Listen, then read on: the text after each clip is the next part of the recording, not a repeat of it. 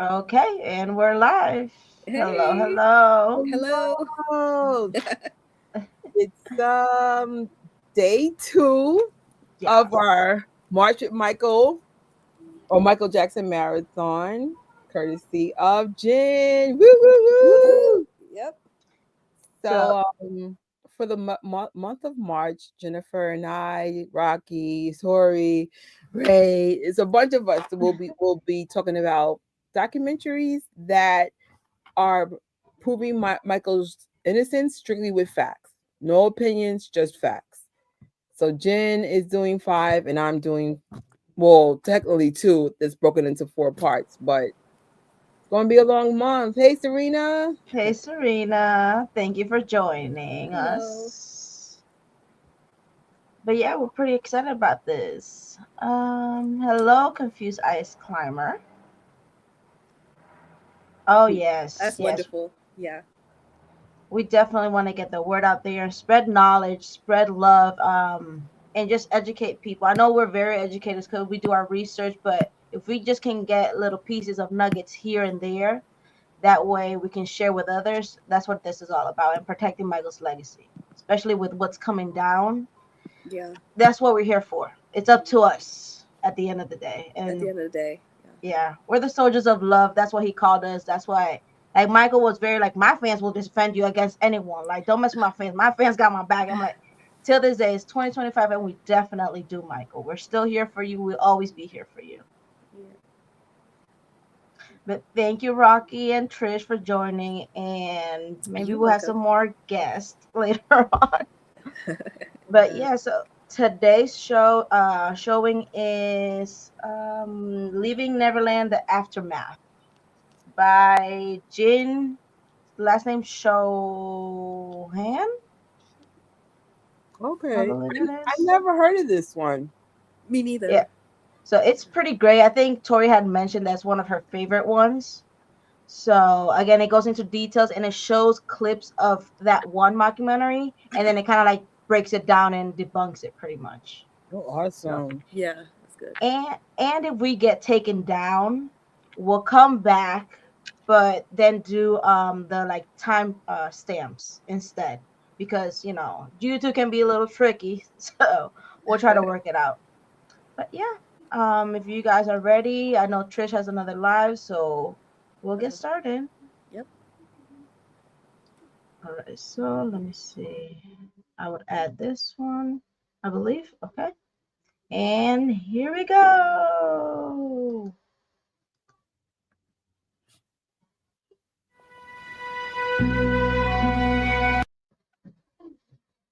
Oh no, what happened?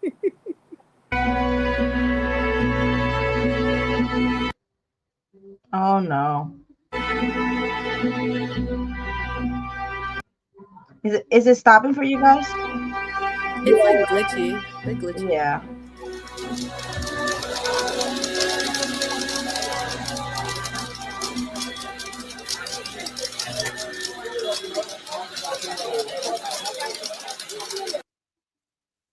I might have to refresh it just in case it picks it up.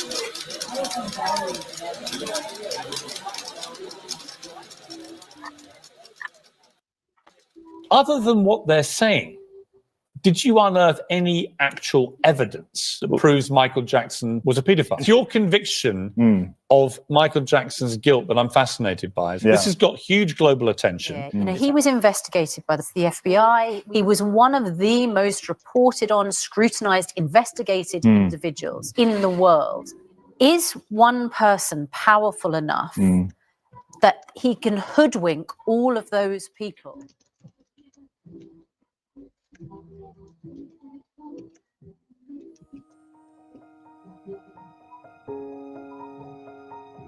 Oh my God, did he really say that?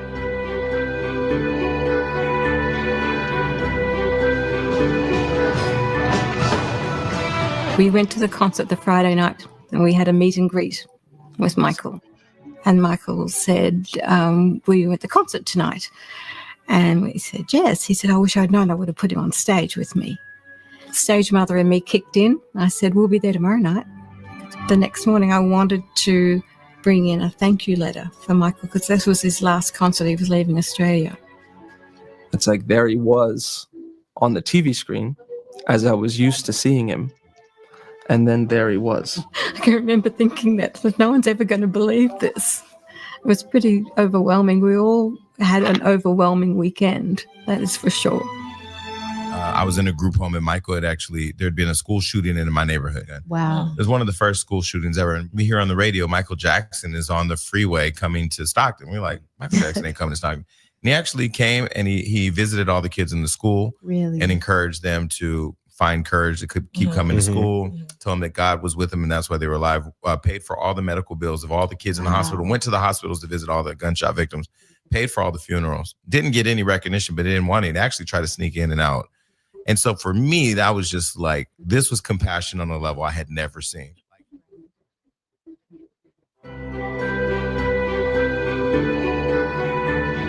I started calling around some of the television shows that Wade had been on, trying to find a number where we could contact Michael. And finally, somebody gave me a number, Michael. Yes.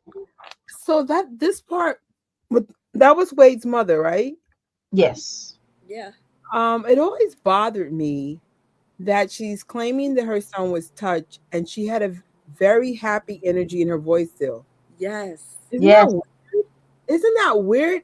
Yeah, there's a dissonance between what they believe and how they really feel. Exactly. And that's one of the things that the people and the fans poked holes in, is because she shares this like bright, beautiful memory. Yes, Michael was wonderful. Like, yeah, we met him and it was good at the time, but kind of like happy memories. I cannot get into details, but I actually know several boys that were molested as children. There is no happy energy in their voice, especially like when they're straight and they feel violated. I was like, when I saw that clip on YouTube, I said, there is no way that's a real victim. Right. It's like you lose a piece of, if this is what happens to you, you lose a piece of yourself, your innocence. You're not going to be the same for the rest of your life. You can't be talking about happy memories. And She was like, yeah, we'll be in the audience all night. What? And people are not going to believe we met Michael Jackson. But you just told me you're okay. I'm confused, but keep going. Okay. Right. Just had to get that in there. I hear you.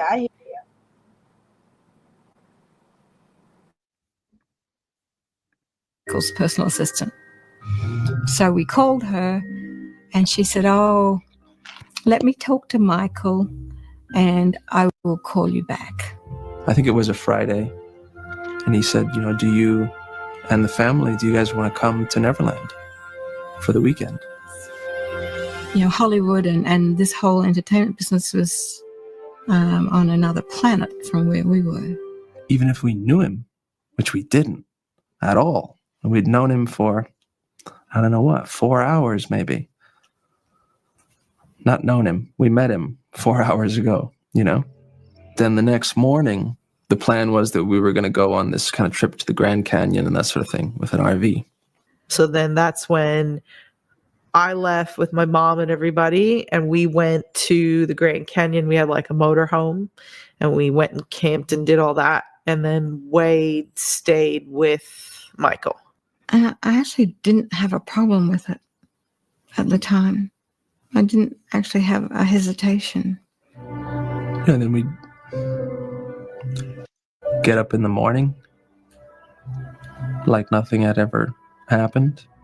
Yeah, when my parents came back at the end of the week, once the abuse started, within that first week, every night that I was with him, there was abuse while my mother was, next door.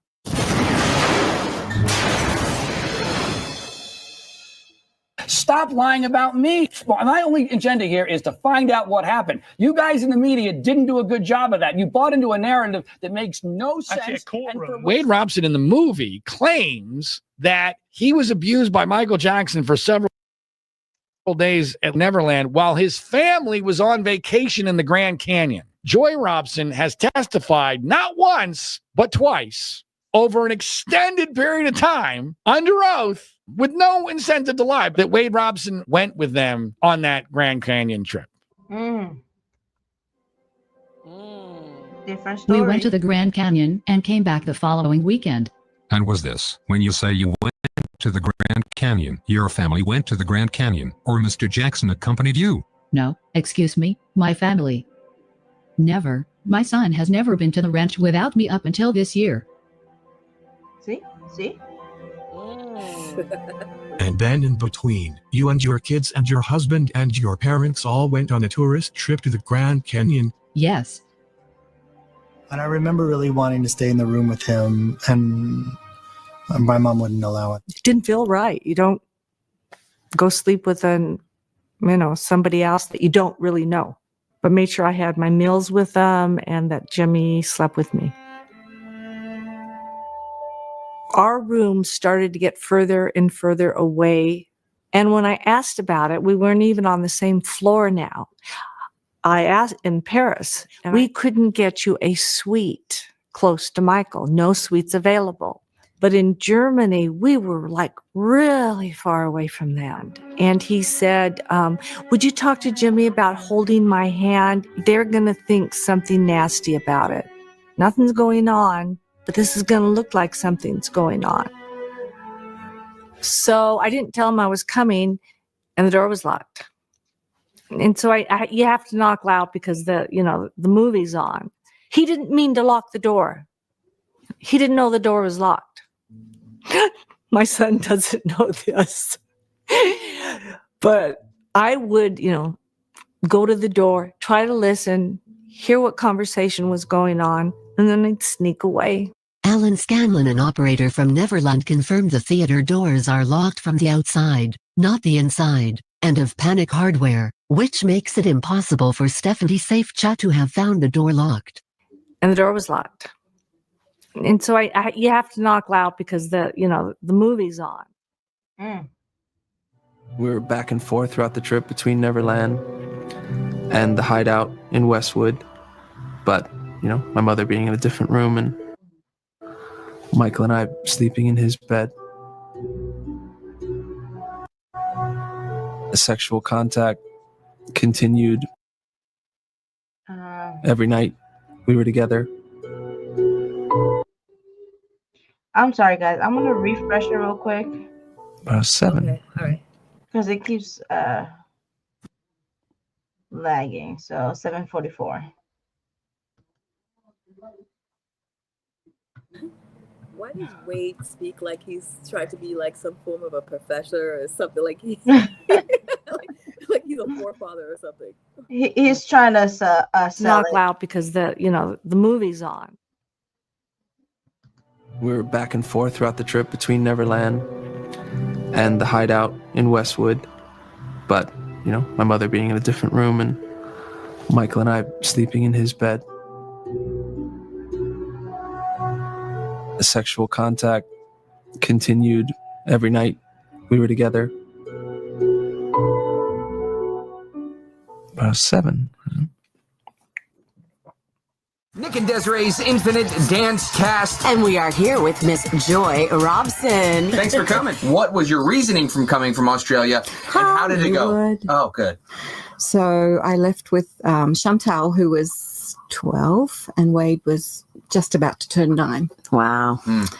And I thought we'd be superstars within a year, and 8 years later, we were still trying to pay rent. I mean, I don't know how much better you can get than working with Michael Jackson. Well, we didn't work with him a lot. Wade did 3 music videos. Oh, yeah, they don't pay a whole lot. It doesn't really pay the rent. And you come out to Los Angeles. Yeah, and I realized very early on that if we were going to make it here, that it was going to be up to me. We couldn't really rely. Michael he lived in a bubble and had a different reality. Right. And so I was the one who had to find agents. My kids worked every weekend, every school vacation. So in 2011, Joy Robson did an interview on a radio station here in Los Angeles. She says a lot of things that are directly in contradiction to her son's current narrative. She acknowledges that Michael Jackson and Wade didn't really spend that much time together. She also seems to indicate that they didn't come to this country until Wade was 9 years old, which is a problem because Wade says that the abuse starts at 7 years old. 7. Also, the intense period of Wade's, sexual relationship was from the age of 7 to the age of 9. That was when they were really seeing each other a lot. Now, here's why this is all important. So I tweet out a link to that video on YouTube. All of a sudden, within 24 hours, maybe less than that, poof, gone from YouTube. So I remember being shocked when the first place we went to live was like an Oakwood Apartments, which is kind of like a part-time residence sort of thing. He was diagnosed with bipolar disorder. He was doing things like disappearing in the night and going on walks and catching buses, and we'd have to find him. I mean, I think it terrified me, but my reaction to it was just to get angry. And I just wanted him to go. The parents were starstruck. Yeah. They were saying they were starstruck. And, one woman which was Wade's mom was saying, she left her husband. I mean, he pretty much hung himself because she left with her kids and moved from Australia over here. And the husband was like, are you crazy? And she at the time said, no, she thought she was doing what was best for her family. But when she looks back on it, she realizes that she was starstruck. He was doing a photo shoot, a campaign for his new shoes for LA Gear. So my uncle introduced us. My uncle had already known Wade and his family. Okay. And Wade had developed a crush on me. Okay. So I'll briefly explain. Yes. He and I met in 1991, approximately. We had done, an LA Gear photo shoot, as well as the black or white video. Yeah. We had done those together. And he started to develop a little crush. So he asked my uncle if he could maybe set up a situation where we could get to know each other better. And how old were you then? Approximately 9 or 10. Okay. He and I were both born in 82. So from that point on is when we started dating. But again, let me stress that it was a very age-appropriate relationship. It wasn't like we were having this sexual relationship at, 11, 12 years old that, progressed later through our relationship. So how long were you guys together? It approximately 9 years or so. We broke up around 2000 or 2001, something to that. So while you were teenagers, through your teen years. Yeah. I mean, so in a rational world, if what they were saying is true, if Michael was really brazenly abusing Wade Robeson for 7 years, and then setting him up with his own niece in the midst of this, I mean, if we're talking that level of depravity, then there should be dozens of people coming forward and saying, give me my millions. Yeah. And yet that hasn't happened, which I think, again. And I say married because we had this mock wedding ceremony. I liked jewelry and I liked it as a kid. So weird. Filled out some vows. It's like we're bonded forever. It felt good. And the ring is nice. It has a row of diamonds with a gold band, the wedding ring.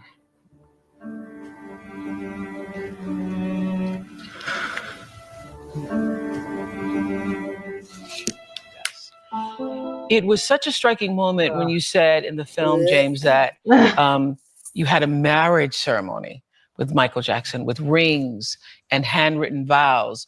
And once you said vows, you feel completely complicit, did you not? Yeah, that that moment was part of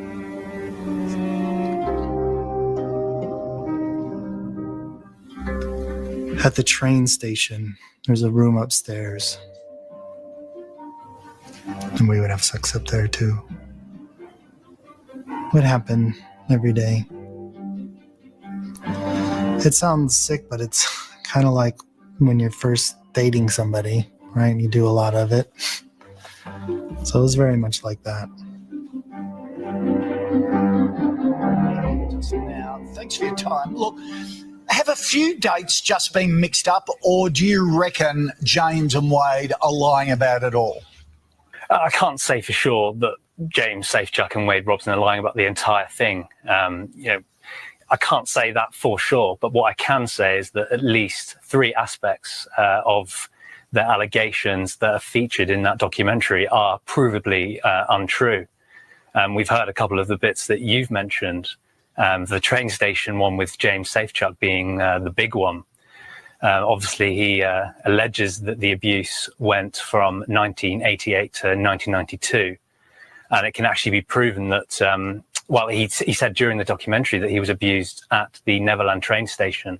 He went into great detail about how it happened in a room upstairs in that train station. So it wasn't just a fleeting comment in that documentary. It was a big part of it. And it can be now proven through documents, through photos, that that train station didn't open until mid-1994. So that's a real 2-year discrepancy there. Yeah. And it's not just a case of dates being mixed up. Michael Jackson spent the whole year of 1994 living in New York City to get away from Santa Barbara because of the allegations and the DA going after him, and also to record an album in New York. He moved there because of an earthquake as well. He was a bit scared to record in the LA area. But the point is that by the time Safechuck would have been at Neverland again, he would have been 17 or 18 years old. So that changes the entire narrative that film is trying to give us, that Jackson, lost interest in young boys when they hit puberty. And of course that Safechuck himself said that the abuse ended when he was 14. Mind that the age that all of that Michael routinely lost interest in the little boys that he saw, the age that he lost interest was around 14, 15. Yeah. So it changes the entire narrative of that whole documentary. It's a big deal. Yeah, when you hear these things about dates not lining up, then there is a bit of doubt that creeps into your mind about what the story is here in these historical cases. The documentary's director, Dan Reed, pretty quickly admitted the mistake with the dates. Did that surprise you that he didn't put up more of a fight on this? It's undeniable. He can't deny that there's a big discrepancy there. So of course, he had no option but to agree that the dates were wrong. You wrote the biography of Michael Jackson. Did you come across any evidence of sexual abuse? I didn't know, and I've never come across anything that would make me believe that he did these things. Okay.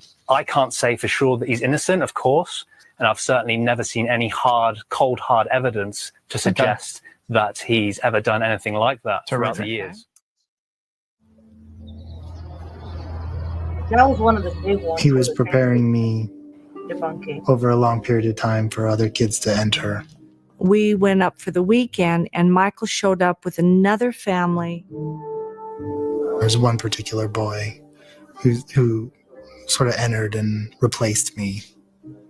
And so I saw him grow closer and closer to that boy. And I was... Doesn't that again sound like yesterday? Hold on, I have a question. Isn't that his cousin? That boy? That's Brett. Oh yes, okay. Yeah. Which he wanted to be taken out. I believe so, correct? Brett Barnes. I'm not familiar who that is.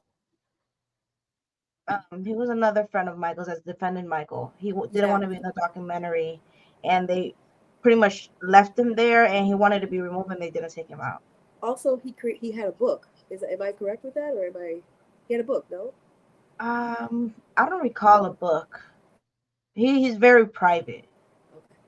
Yeah, I know he has social media, but he's always defending Michael until this day. Even during this time, he's always defending Michael with this mockumentary. Oh, that's good. Pushed out. I kind of saw the pattern from before happen again. The boy would sleep in Michael's room, and then I would sleep downstairs on the sofa. It's like being cast out. I would say like in that first year of living in LA, where there was another boy. Michael took Brett Barnes on the tour with him. Wade had asked to go on the tour. And Michael had told him no, he couldn't go because he wasn't allowed to take children on this tour. And then he saw Brett Barnes with him on television. Brett Barnes has stated Michael Jackson has never done anything inappropriate to him and has threatened HBO with a lawsuit, asking them to remove his name from the documentary as a victim.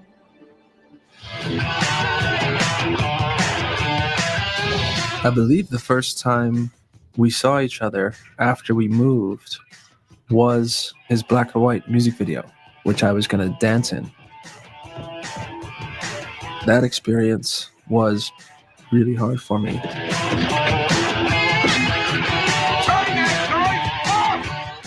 This was the first time I came up against the new friend, Macaulay Culkin. Macaulay was where I was, and my previous trips, right by Michael's side, every moment. It was very obvious to me that Macaulay had taken Wade's place in Michael's best friend category. And that little boy would come home every day and sit on the couch and wait for that phone call. It just didn't come. He wasn't calling. And it broke my heart to see him waiting for that call. Wait a minute. This whole thing sounds weird. Every 12 months, there was a new... Wait, what happened?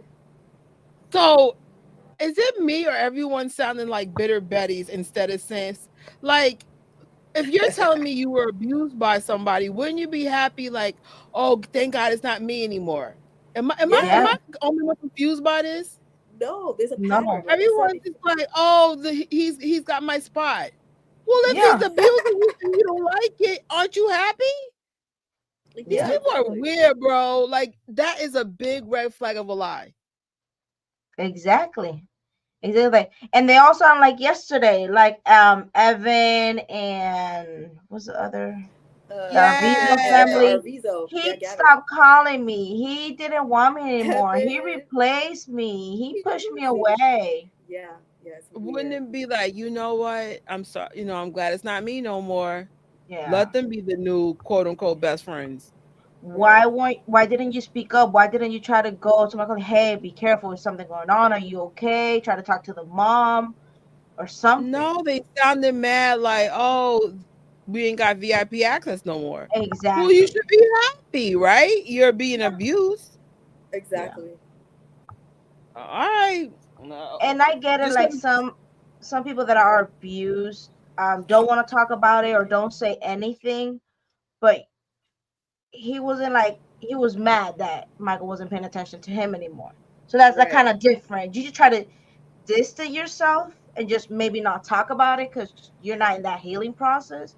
Right. But he was like, no, he still wanted the attention. And right. I really have to point this out. If you notice that also being victims, so-called, their body language shouldn't be so calm. It shouldn't be so at ease when talking about this. Yeah. And like I said, I know legit male victims. It's not a one size fits all. I'm definitely not going to say, well, this is the stamp, but I noticed with male victims, it's very different from female victims. It's almost like in a very violating, almost impossible way to talk. It's almost very hard for them to talk about it. We should be seeing tears. You know what I mean? We should be seeing tears or anger or resentment. But they're like, I'm being replaced by Macaulay. Like, what? You should be happy, my dude. But okay. Yeah. And like he could have stated that different. Like, I'm not being replaced. I don't know. He could have known. He has stepped in the place and I was worried for him. Like, no, he took over my spot. I should have been there. You know what I'm saying? Yeah. I think it's what you said. I was worried for him. Nope. It was like, oh no. Yeah. Okay, y'all. Press play is so much BS right now. Mm-hmm. Boy in his life. And he was known to spend a lot of time with children, some famous. They have throughout the years denied any sexual abuse took place. Did you walk into this project objectively, or did you walk in already believing these two gentlemen?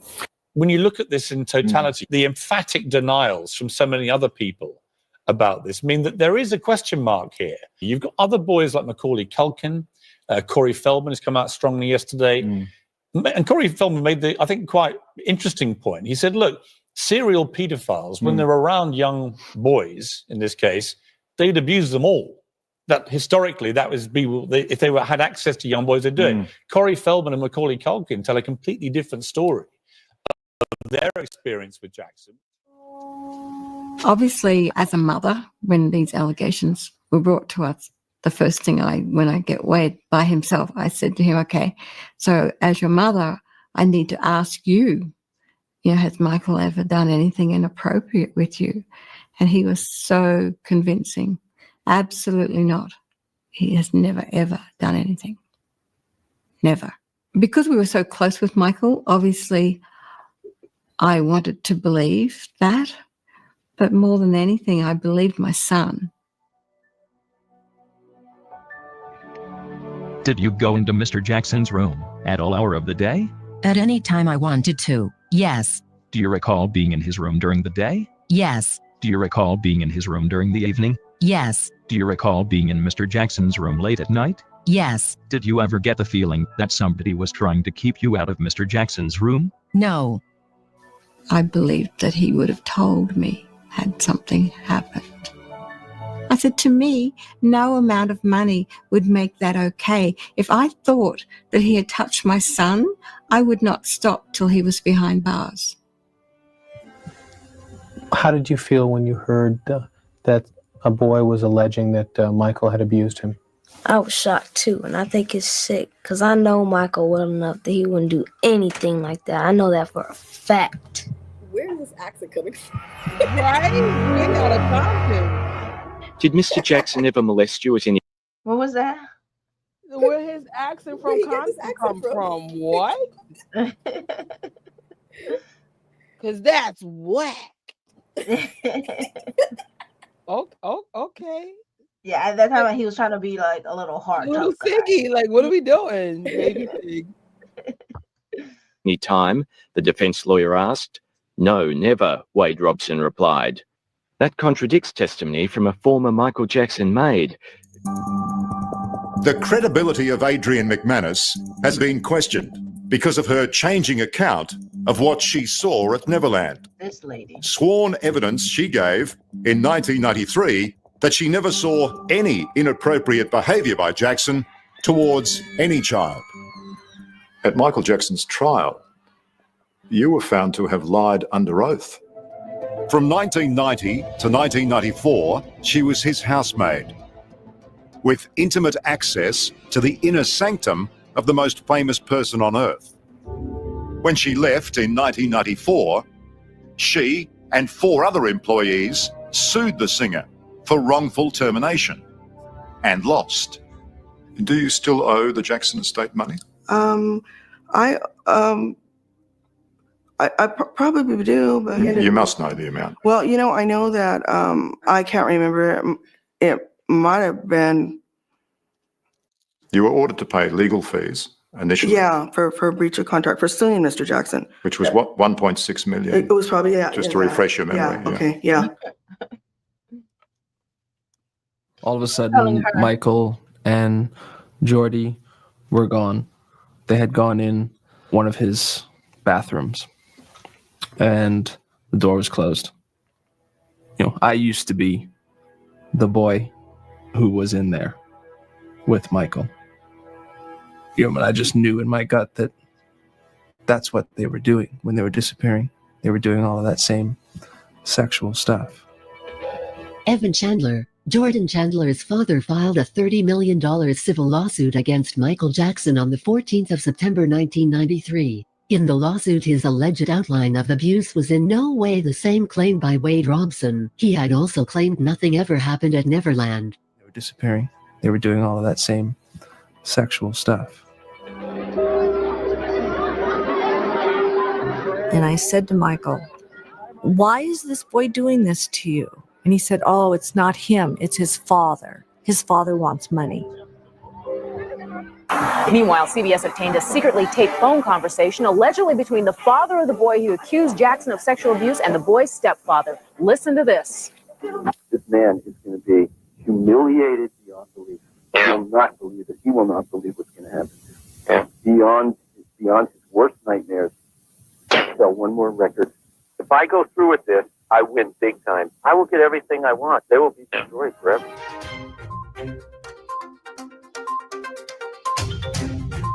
He had no interest in testifying against Jackson.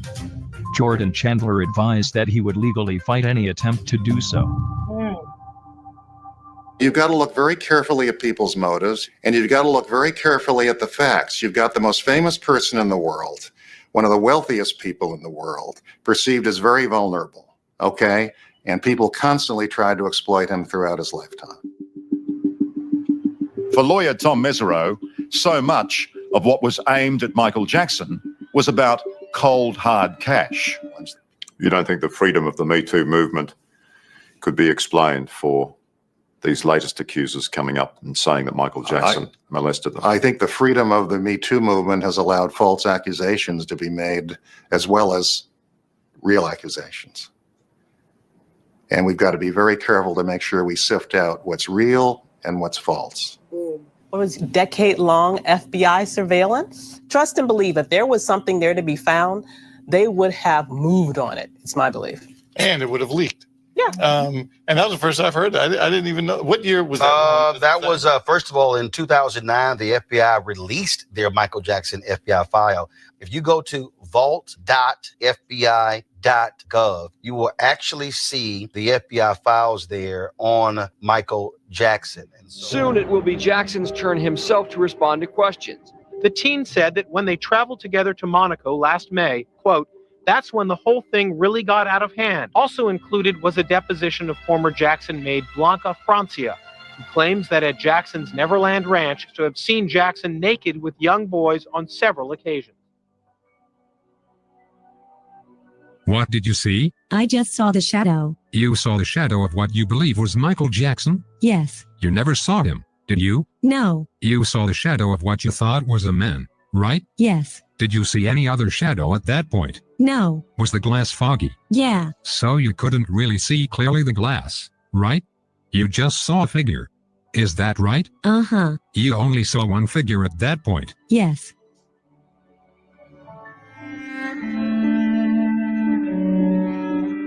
We wanted to buy another house, and Michael gave us a loan at a very low percentage rate. My husband had already had a deposition. We were on Michael's camp. My son also, for Michael. And after that was all said and done is when Michael forgave the debt. Michael said, no, I don't want you to pay me anymore. It's a gift. So he did buy us a house. It's just coincidental. He wasn't buying us off, but the timing's right there. Just sounds bad. Yeah.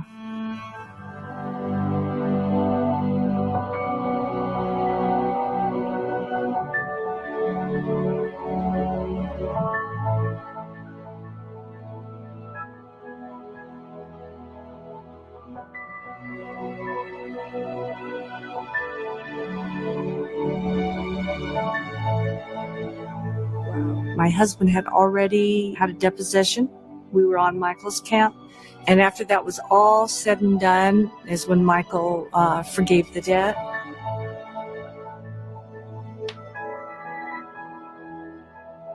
Wow.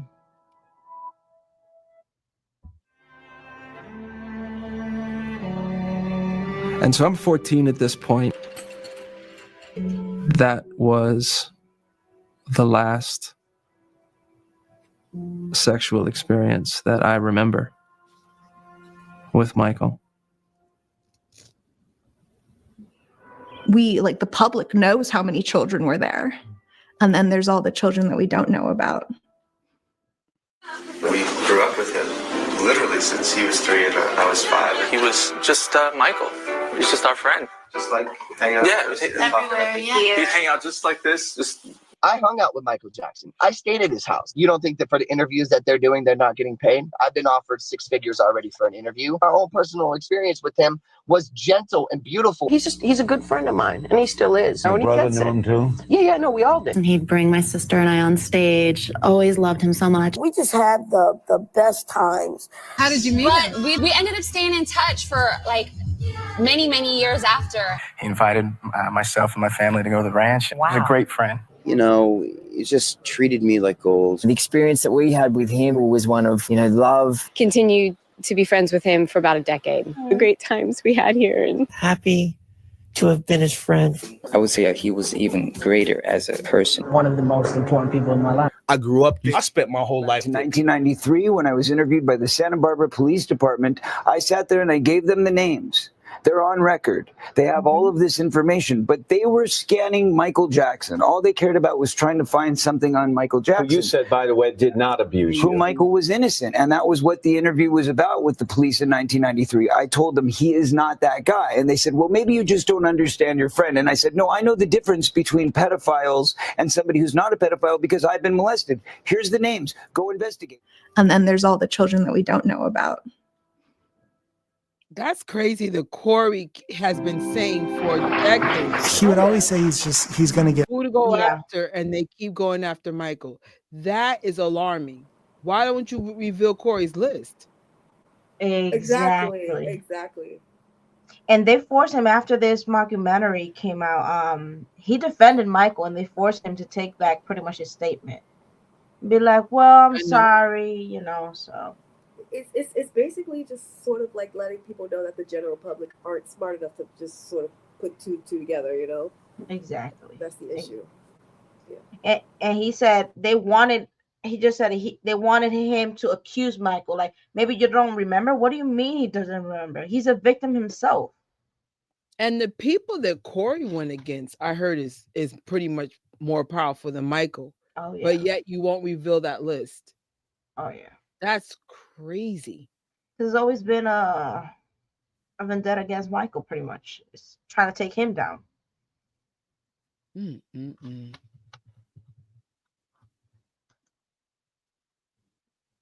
get married. He said he'd have to go get married at some point, but that it wouldn't mean anything. I honestly can tell you that it was every sense a normal marriage, and everything was spoken. And in the middle of the night, if he needed to wake up and tell me and bounce something off me and wake me up and want to talk, or if there was trouble, one of the very highest points of my life was when things were going really well and he and I were united together, and he and I had an understanding about some of the people and the things that could go around him. Mm-hmm. And he was with me on those things, and we were a unit. He fell in love with me, and I fell in love with him, and it was very real. We will land on you like a ton of bricks. We will land on you like a hammer. If you do anything to besmirch this man's reputation, we will unleash a legal torrent like you've never seen. Michael called, and I hadn't talked to him in a really long time.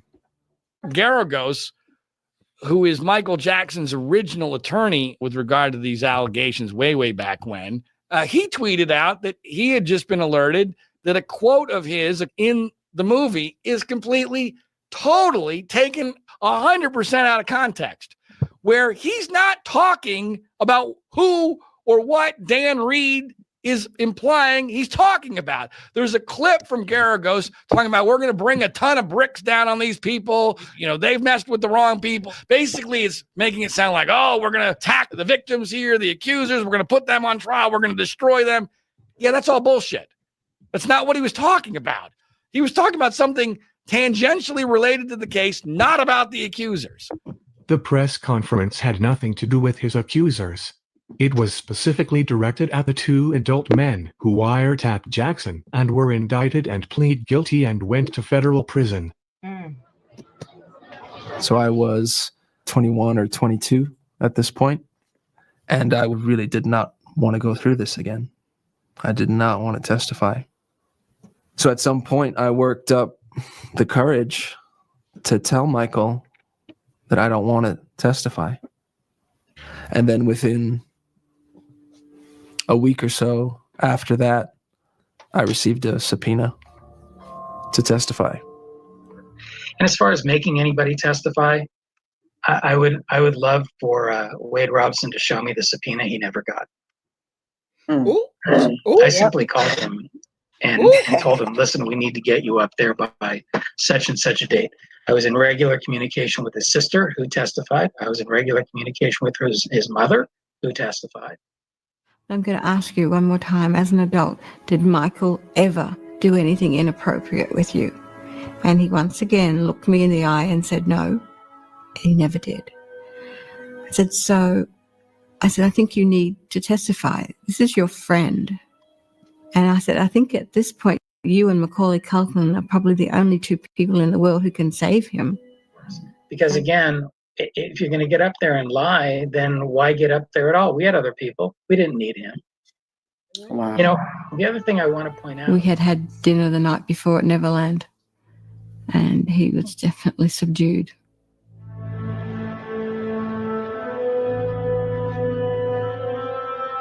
So we were at the ranch with all his family. Michael didn't look well. He looked very sick. His kids were there. Everybody was there. Like his mind was just in a whole nother place. I remember all of us sitting at dinner and Paris, his daughter, just wanting wanting her dad's attention, kind of like pulling on his arm and pulling on his fingers and daddy, daddy, daddy. And he wasn't there. I remember that just feeling really sad. What if he loses? What if he goes to jail? You know, and these are the last couple of times that they see their daddy, you know, which built my conviction even that much more to save him. Wade Robson claimed this dinner happened before he testified under oath to defend Michael Jackson. The other people who were present at this dinner have confirmed it happened after he had testified. If I was not physically there myself to witness this dinner, I probably would have not even questioned it. This story beat is supposed to give Wade the motivation to lie under oath to protect Michael Jackson. Problem is this dinner happened after Wade testified. His kids were there. Everybody was there.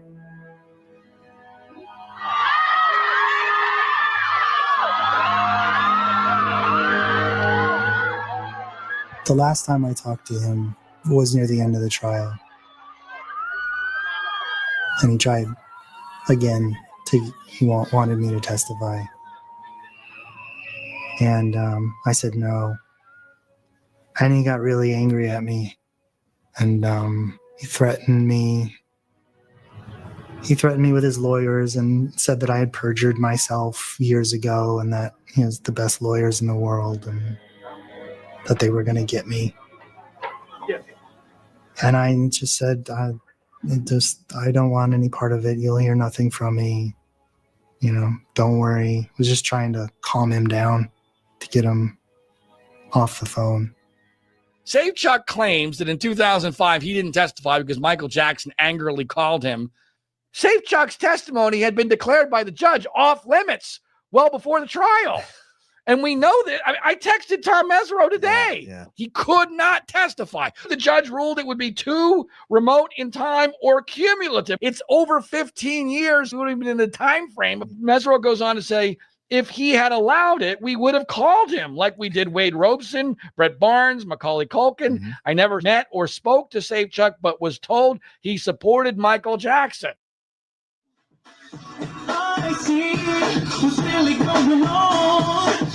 At 17, with NSYNC, I directed what I think at the time was considered the largest tour. I mean, just in scale, in size that had ever happened.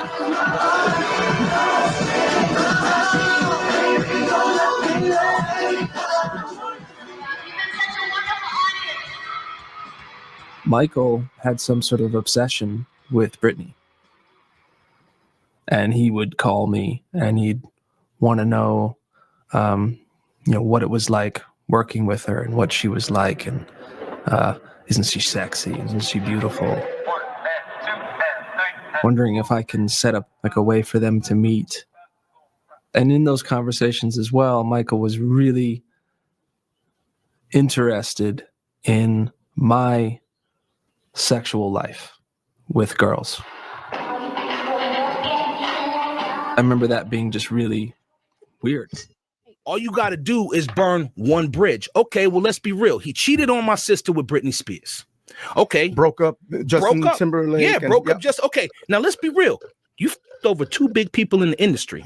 That's not including the caboose that is attached to them from managers, executives, business people. So when he burnt those bridges, he didn't just burn the bridge, he blew out the foundation. So now you got no work. He got 8 blackballs served into every corner on his pool table. You can't get work. You can't do your dance moves are whack. Let's not be funny.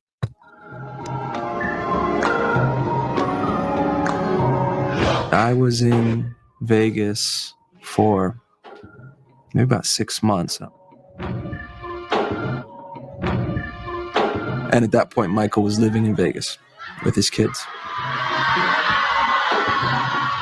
I wanted him to come see the show, and we were planning getting together. And so it's Michael and the 3 kids. You know, once we got in, one of the first things he asked was, "Did you bring the wine?" We had some those sort of larger red plastic cups, and he grabbed one of those and just filled one up to the brim, you know, with white wine, and just chugged it down. And then he kept going back and just filling it up. And so, I mean, this was my first experience of ever seeing him drink at all. And joining me this morning, I have 2 of Michael Jackson's former bodyguards. We have Bill Whitfield with us and Javon Beard. Wade Robson alleges that Michael Jackson and his children attended lunch or something of that nature with Wade in Vegas in 2008. No, sir. I would have known. Involved with arranging. I would have known the detail. I would have known setting it up. This dude, he made it sound like he had the ability to contact Mr. Jackson at any time. Absolutely not. No one was able to reach Mr. Jackson. It was a period that he wanted to be unreachable. And Mr. Jackson asked him to bring him some wine. When I heard that part, I said, they read my book. I knew that all that shit was fabricated. You know, again, I can really only speak on what took place under my watch. So I remember going to a sort of park in Santa Monica to sit down and try and figure out what I wanted to say. It was extremely loving and grateful for Michael in my life, and talking about he's the reason I dance, the reason I make music, and ending with, you know, I'll never stop missing him. But, you know, now he's something on the lines of, now he's blessing the heavens with a melody and a moonwalk, something like that. I'm sorry. You don't get to do that. Here's some rules for you, folks. If you want to be taken seriously as a child sex abuse victim, the first thing to do would be tell a parent. You can't tell the police, fine. Tell a parent. How about a friend? How about a journal? How about something? If you can't do that, when they go on trial, maybe not testify on their behalf. That would be a good thing. Or maybe when they die, maybe not put out a statement saying they're the greatest human that's ever lived. You know, maybe those would be things you shouldn't do if you want to be taken seriously. But then when you come up with this cockamamie theory that you didn't know, even though you're sleeping with Britney Spears and lots of other celebrities, you didn't know what sex is, and that man-child sex is bad, that once that magic date happens, maybe you stop doing interviews praising the guy who did that to you. I danced when I heard that he died. I was laying in bed. The news came on. I got out of bed and I was, oh, thank God he can't hurt any more children. Those were my thoughts. And I danced. He can't hurt any more children. I was so happy he died. Which we then go to when Michael Jackson dies in 2009. It is some horrendous acting. And why is she dancing over? I'm just saying the mom really is a bad actress. Yeah, this is ill. Really.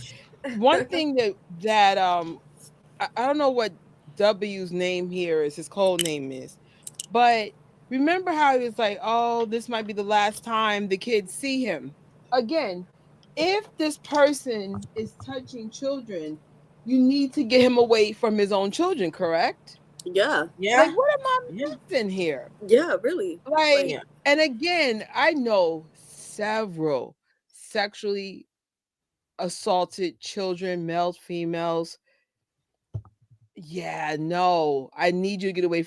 I need to say what I need to say so his kids may not be victims, right? Yeah. None of this is making sense. Absolutely. But oh yeah, like I saw that this might be the last time with their dad. Well, if he's not who he say he is, you're doing him a favor, right? By going Exactly. against him, ding dong. Yeah. I'm okay. There's so many things I wish I could say, but unfortunately, some of my story isn't my own. But I will say this: it's just not making any sense. Period.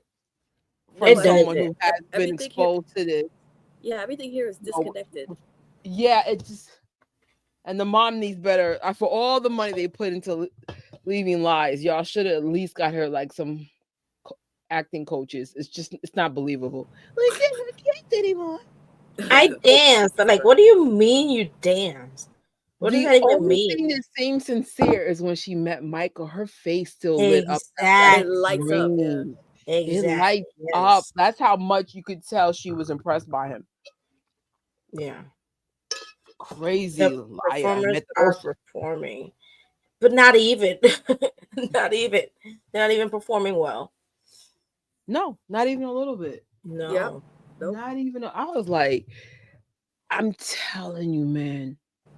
So one of the people in my life, I can't get into details, but I could say this. I remember the male was very tormented, and unfortunately, he's not alive anymore. But I just remember he called me one day, and he wanted to find this person so bad just to make sure he wasn't around children anymore. And so, I know only 2 male people that were abused, but they have a heaviness in their energy that is nothing close to this. And again, it's not a one size fits all, but it's just like,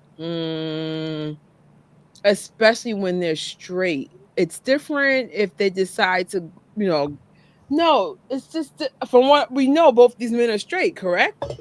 And it just seems like everything's so scripted. It doesn't even seem real to me. I'm like, okay. I think Safe Chuck is married. They both are. They both are. Yeah. Wow. And I don't know if Safe. I don't even want to say his name. Umbrella Man. And the other one is a chicken dancer. Yeah, chicken dancer and Umbrella Man. All right, so chicken head umbrella. All right, we got it. They're both married, and I know chicken dancer, chicken head, has a kid. I don't know about the Umbrella Man. I don't know if he has any children or not. So do you think, beside the money, do you think they felt bitter for being no longer in Michael's inner circle anymore? Absolutely. That's one of the main reasons. Yeah, of course. And there's a lot of things I think, and I should be careful, But Chickenhead, I can understand why he wasn't in a circle. You cheated on Michael's niece, so you're out. Yeah, you're out for real. I'm not familiar with Safe Chuck's departure of Inner Circle, but at least he kept you around to be the Umbrella Man. So he felt some kind of connection of friendship with you to put you on the payroll. I don't know what happened after. Maybe this will be revealed in our series, but it's just like, you sound bitter, bro. Both of y'all. Yeah. And that's pretty much what happened. Michael would distance himself when he started, because I think he forgave a loan that they took. What, in 93 and 97, they said? The loan. No, I think in 93. The one where, was it 93? The house? No, they requested a loan, I think, in 93, and it was forgiven in 97. Yeah. For a house. So he was still lending them money, but I guess they weren't doing that.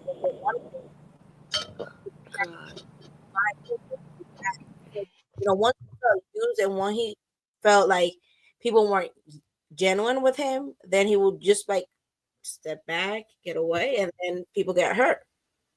Right. I don't know. The one thing I've learned in my own personal life, if you have the ability to give, it is best to be anonymous to avoid stuff like this.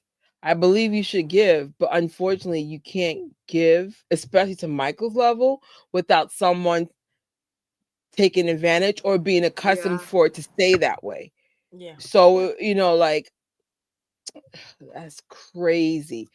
Like, sometimes you have to be creative on how the money's given. So you figure, like, I don't know, like Michael has a team to maybe find a way to creatively, like a donation. because it's just the same that you have to do that. But you see, like, everything in common in Michael's story is people got comfortable with being exposed to such a beautiful lifestyle, and the minute they felt like they were going to lose it, they go against him. They go against him. Yeah. Not everybody, but just the ones that we heard about in the last 2 days. Yeah. That's crazy. I don't know.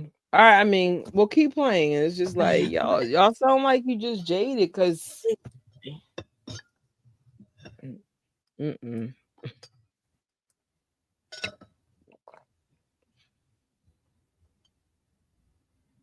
Let's see. Oh, come on.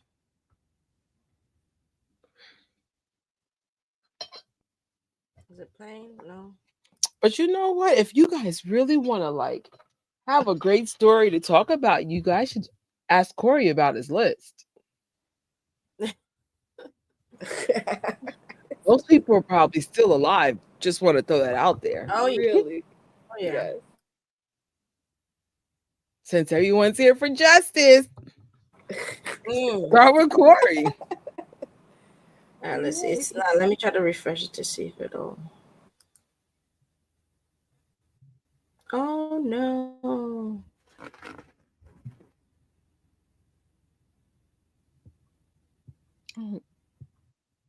Oh no. Just there, just buffering. Yeah. Hopefully YouTube has that. We should be still good, right? We're still on it. Yeah. Okay. Still on there. It's just buffering. I think Corey, like you said, Corey has his list, but I think he's been like silenced in a way. Of course. He has. He definitely has. Yeah. But I find it funny you won't talk about his list. Yes, exactly. How many lists? Well, let me not get into it. Right. That's like there's a lot of paperwork out there. I'm like, if you guys are here for justice, I would start with Corey's list. They don't want that. It doesn't benefit them. They're probably one of those couple people they're trying to cover for. But it goes down to this. Hold on, because Jen, you weren't in the last live, the last one. Put up the slides while we're waiting for this to buffer. Okay. So for those who were in the live like a few days ago, this one here. One thing I figured out when I was doing it, Michael Jackson's witch hunt of the allegations has now been for 31 years. And approximately half of those years, Michael has been dead.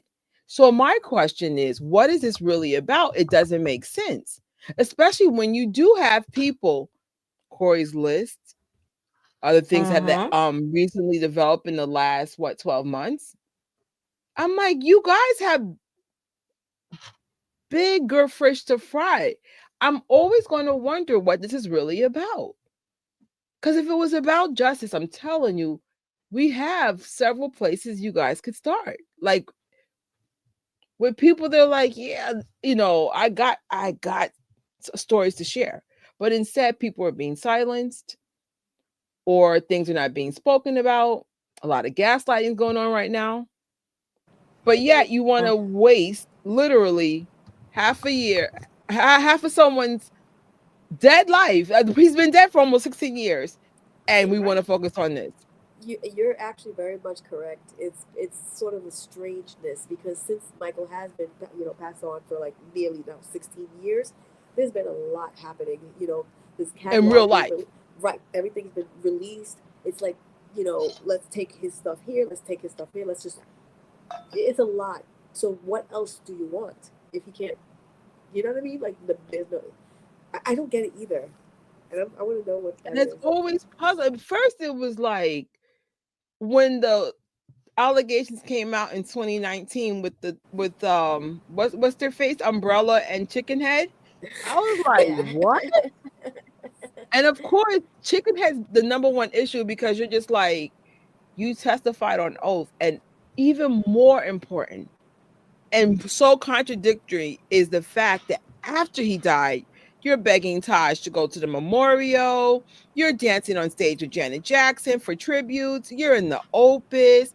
And then you wanted to work for Cirque du Soleil. And the minute you got your first no, now, and then what really bothered me, and it pissed me off. And again, there's so many things I wish I could say, but I can't because I would have to talk to people to be like, can I share more about my life? But you claim you never forgot. And I'm like, so why would you do the tribute? Why would you do the Opus? Why would you do the it's just the weirdest effing story I have ever heard in my life. Right. Most victims legitly forget. When you're a child, somehow your mind's able to protect you from trauma. And unfortunately, sometimes you get triggers, and then you might have to go to sources and say, well, did this happen? Like, why is my brain so foggy? And it could be like a place where something happened, but the point is, Chicken Head said, oh, I never forgot. Yeah. So why would you do all this stuff? So it's weird. It's a weird story. And I'm like, what? And again, for those that are victims, the number one thing that I've noticed with people that have dealt with child sexual trauma is that sometimes their brain, the memory's foggy. Mm-hmm. It's almost like God found a way to protect them from the memory so they can go on being a child. Yeah. But no, this one's like, I remember when my son was born. Wait, what? Yeah. Okay, gotcha. That was very odd too, to me, in a sense, when he said that. Yeah. It's still buffering for some reason. I'm trying to get it going. No worries. Worst case scenario, I'll push mine back. Like, as long as all my stuff is ready for my next live, we're good. And we are good. I was like, I got everything done.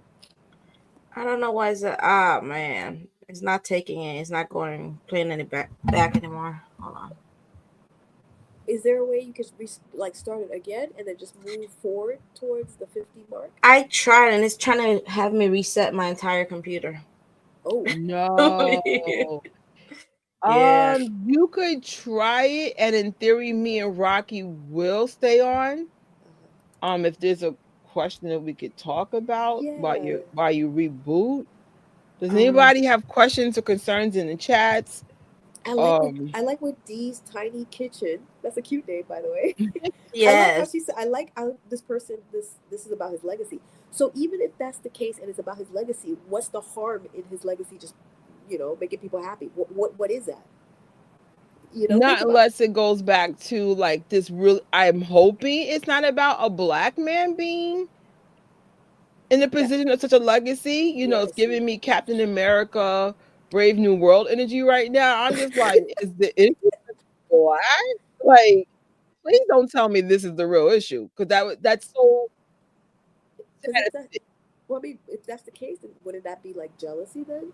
Because you already done the deed, he's gone. So now what? What else do you want? Well, I don't want to spoil. I don't know if y'all gonna see Brave New World, but in one of the agendas for one of the main character, it was to destroy someone's legacy. Legacy is important. Like, even when Melanie was alive, she did say legacy, everyone's legacy is important. And it is. How you leave love or memories to the world is important. So, do you think it's going against a darker, sinister entity? Because really, But we wouldn't be privileged to that, because that means we would have to be in that energy to understand what's going on. I see.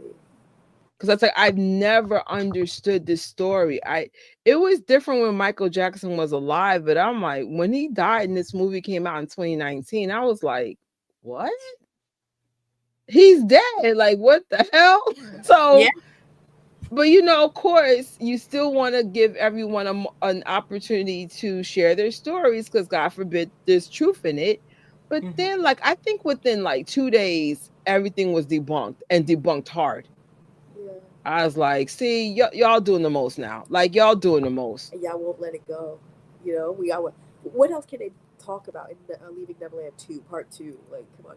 Oh, and by the way, I'm warning everyone, if they start using AI for something, please don't believe it, because they most likely try to do something like that. I'm just saying, just in case. No, it's possible. Anything's possible. Like, there's AI of Serena talking about Drake, and I'd be honest, I thought it was real in the beginning. Oh Like, my! everybody kept saying AI, and I'm like, oh, that's scary, bro. Right. That's what I'm worried about, if that they went there, and as long as this goes on, how this video and the lives are going on and people fighting out there, please, we need to bring that to awareness, just in case, because that's a possibility, because they're relentless now at this point. Well, this is why we're starting this series so early. By the time this movie drops, I think it'll be like, what, a good 6 videos up? Yeah. Let me look at our schedule, because I was just like, because everyone's going to be searching for everything, and I'm just like, this is not fair that this even has to be done when there's like legit victimizers out there. That's just weird. I'm like, what y'all trying to distract us from this time? Yeah, exactly. Hey, hon. Michael Jackson is innocent. I hope one day that they will leave him alone and let him rest in peace. Absolutely. Thank you, Gadget Trish and Jen. And I'm going to throw in Rocky, sharing the truth and the facts. Yeah. Thank you, Hunter. We appreciate it. Yeah. Okay, I think I'm almost up. It's not. Can you share your screen with a Safari, or it only has to be Chrome? No, Chrome. Only? From what we know, because like even like on my you have an Apple? I do. Yeah, no, Apple for some reason Safari won't let us do it. Oh, okay. You want me to try it, Jen? Hold on. Hold on. I should have tried. I wasn't even thinking I have the same ability to do it. So it's called Aftermath Neverland. Okay, I was not even thinking. No, you're good. You're good. I was able to put it up on Safari, but not. Was acting funny. Stamp that we had on. 4242. Okay, 4242. Okay, here we go. So I'm gonna change. So I'm not gonna share this with you, and then I can control it on my side. Okay. Let's see.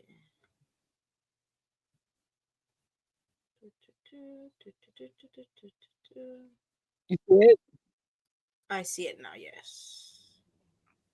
Which we then go to when Michael Jackson dies in 2009. It is some horrendous acting. And why is she dancing over his death based upon one comment that her made in 2005? I think the mom was. I told her in words to the effect that he is not a good person, and that the decedent is a bad man. I said something to the effect that something had happened, and nothing more. The entire conversation with my mother, which wasn't really a conversation, but just me talking to her, lasted a few minutes. And her own son says he didn't realize he was abused until he saw Robeson on the Today Show when? 2013. And just to further substantiate that, his cousin Tony Safechuck tweets in 2013, my cousin and I were 2 of the kids that used to hang out with him, meaning Michael Jackson. Great person. It's all bullshit. No settlement happened. That the whole story about Michael Jackson is bullcrap. Literally, that's what he tweeted. Come on, people. Well, Michael Jackson died in the afternoon here in Los Angeles, where they live. She claims that she was in bed and she wakes up and she finds out he's dead. And then you find out that somebody else has them, and then they went through something that you went through. I really just wanted to talk to Wade. I told my wife after Wade came out, maybe a few weeks after. In 2013, Safechuck is sued for hundreds of thousands of dollars. Now, we have not been able to figure out how exactly that lawsuit got resolved, but we know it was for hundreds of thousands of dollars. It was here in Southern California. We know the company that sued him. But here we have, voila, not by coincidence, I think, a huge incentive. And then in 2014, I suddenly joined the lawsuit with Wade Robson against Michael Jackson for millions of dollars. Yeah. Coincidence? I had no knowledge of child sexual abuse or the psychological way it plays out into adulthood. You know, I was incredibly naive on the subject. So to me, you know, the fact that he had lied about it to me, I thought the repercussions must be something that affected, that he was scared of in relation to me or to us or his, I don't know. He and his wife have this charity in Hawaii. 501c3. This is going to give him charity, a foundation for sex abuse survivors. The website also cited Amanda Robson as a survivor of child abuse, but the opposite stated in Leaving Neverland. I had no knowledge of child sexual abuse or the... Okay, I have to walk out for a second. The dog is clearly still hungry, but I'm going to let it play. Hopefully, I'll be back in like a minute. Psychological way it plays out into adulthood. After Leaving Neverland premiered on HBO from March 3rd, Amanda Robson's name was omitted from the website as a survivor. Wow. So you go on HBO in this high-profile fashion. I'm sure they're getting donations. But in Hawaii, the rules are incredibly lax. Yeah, you don't have to report where the money comes from. Which Leaving Neverland does not want to acknowledge that effectively that's a money-making venture because they can take a salary. They can do whatever they want, essentially, with that money. He sent me back with some memorabilia, like clothing of his that I could wear. The white fedora hat that he wore in the Smooth Criminal music video. I was just looking at this and he said, "Do you want it?" And I said, "If you want to give it to me." And I said, "Sure." This is the actual hat he used in Smooth Criminal clip, and it's still got his makeup on it. And he gave me the gloves that he wore in the Bad music video, sort of buckled gloves. So I used to wear those now when I'd perform. At the end of Leaving Neverland, Wade Robson burns his Michael Jackson memorabilia. Julian's Auctions confirmed he had consigned the most valuable items in 2011. Yes. Wow. Yes, that part. That was delicious. I'm not a big fan of Julian's Auction with the MJ history and stuff, but that was delicious. They put them out. They called them out quick. They were like, liar. Take your Party City favorites out the trash. A liar. And asked to remain anonymous. This was a year before he claimed to have realized he was abused. He told me I can pick out a jacket. I could have that, would be mine. I picked the Thriller jacket, of course. Go big. And I took it home. James Safechuck claims he took the Thriller jacket. Deborah Landis, wife of Thriller director John Landis, designed 2 jackets. One was given to Dennis Tompkins and Michael Bush, who were Michael Jackson's costume designers, until it was sold by Julian's Auctions for $1.8 million. The second is on loan from the Jackson estate in the Grammy Museum. It's not currently there anymore. Terrible. Cashing in, Daily Mail TV can exclusively reveal that personal notes from Michael Jackson accuser Wade Robson show that he was shopping around a tell-all book over 5 years ago. In it, it would detail his sexual abuse allegations against the King of Pop because he felt it was, quote, Time to get mine. Chris Fargo joins us now from our New York newsroom with more details on this. Chris, what was Wade demanding in exchange for his story? Well, Jesse, according to court documents exclusively seen by Daily Mail TV, Wade was so desperate to get his story out there that he went to several high-profile publishing companies. In those meetings, Robson was demanding, quote, a large amount of money for the rights to his story. In one proposal, Robson said he was relatable and relevant as a victim. The publisher still passed on his proposal. That is when Wade filed a $1.5 billion civil lawsuit seeking damages from the Michael Jackson estate. Wade Robson questioned in his lawsuit against the Jackson estate. And which 1.5 billion? Are you kidding me? No. Wow. So we had a conversation today at work, and I remember, without saying which celebrity is being sued, we were talking about why did certain people settle recently. And they were like, well, the person more likely is going to go to jail, so the money doesn't make sense. So, in this, see, I don't want to say nothing because things are still going on, but like, y'all got this twisted. Mm-hmm. What is y'all motive? Umbrella and Chicken Head. Like, real talk, what is your motive? I mean, their motive looked like it's basically money, right? That's what I'm right. Right? He's like, what is this about? Oh, wait. Somebody said it's coming. Okay, let's press play then. Make sure we're not missing any comments. Okay. Lord. I was like, this is which weird. publishing houses did you send it to? Well, I don't believe any publishing house saw anything that I wrote, so I didn't send it to any publishing house. Wade Robson denied shopping his book around in his lawsuit against the Jackson estate, but his emails showed otherwise. Can you tell me all the publishers you have been to? Just so I know all the options that have been explored. The phones are ringing, like, say yes, yes, you know, work begets work. Like, this is time to explode. This is what you've been working for. But he'd be in the adrenaline of a job.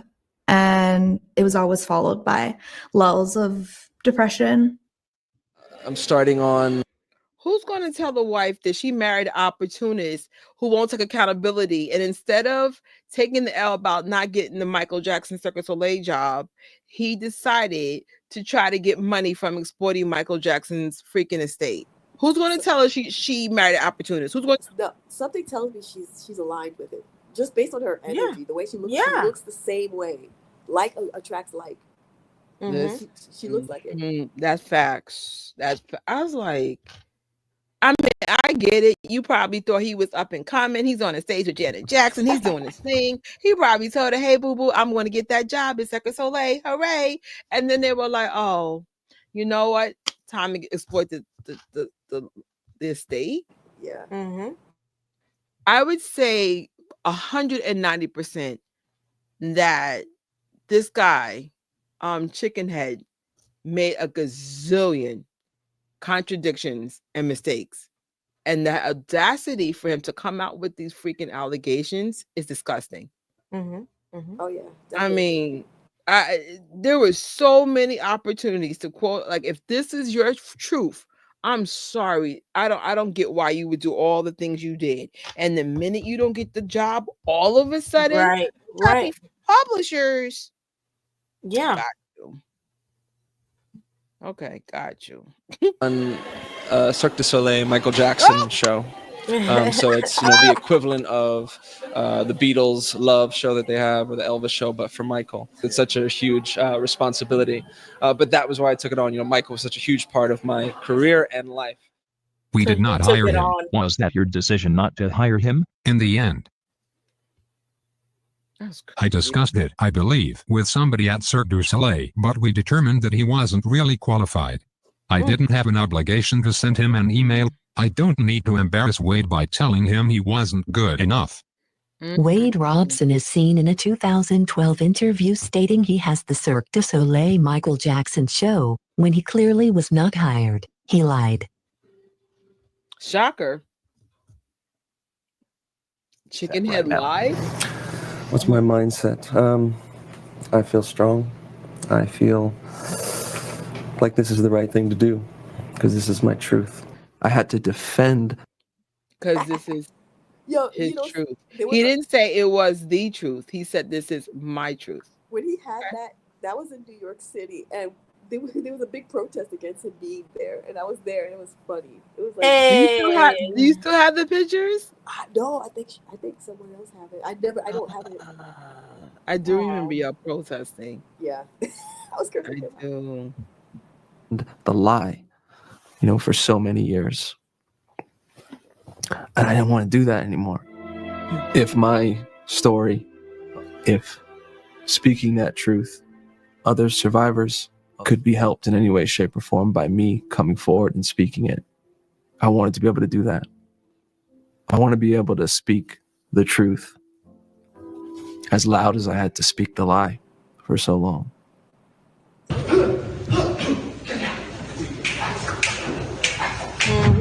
I am a sound engineer. We were just there to provide not only sound reinforcements, but an actual band for a choreography class for Wade. And like I said, he really spoke very highly of Michael. He praised Mike.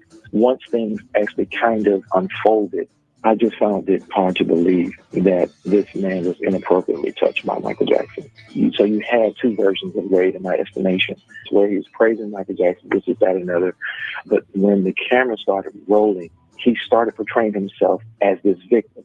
It was almost just like an act. Now, I didn't know it at the time until later when I finally saw the documentary. And I'm saying to myself, that's not what he portrayed to me.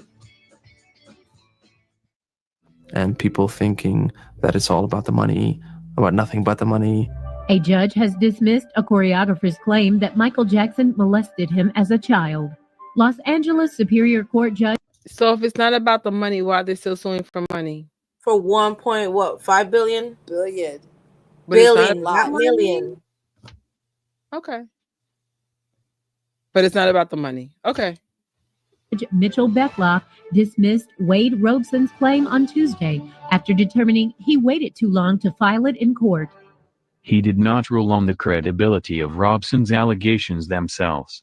This extract from Leaving Neverland is a lie. The judge did rule on the credibility and stated Wade Robson had lied so egregiously under oath that no rational fact finder could possibly believe Robson's sworn statement. James Safechuck was added to the lawsuit the following year, which renewed the statute of limitations and allowed for an appeal.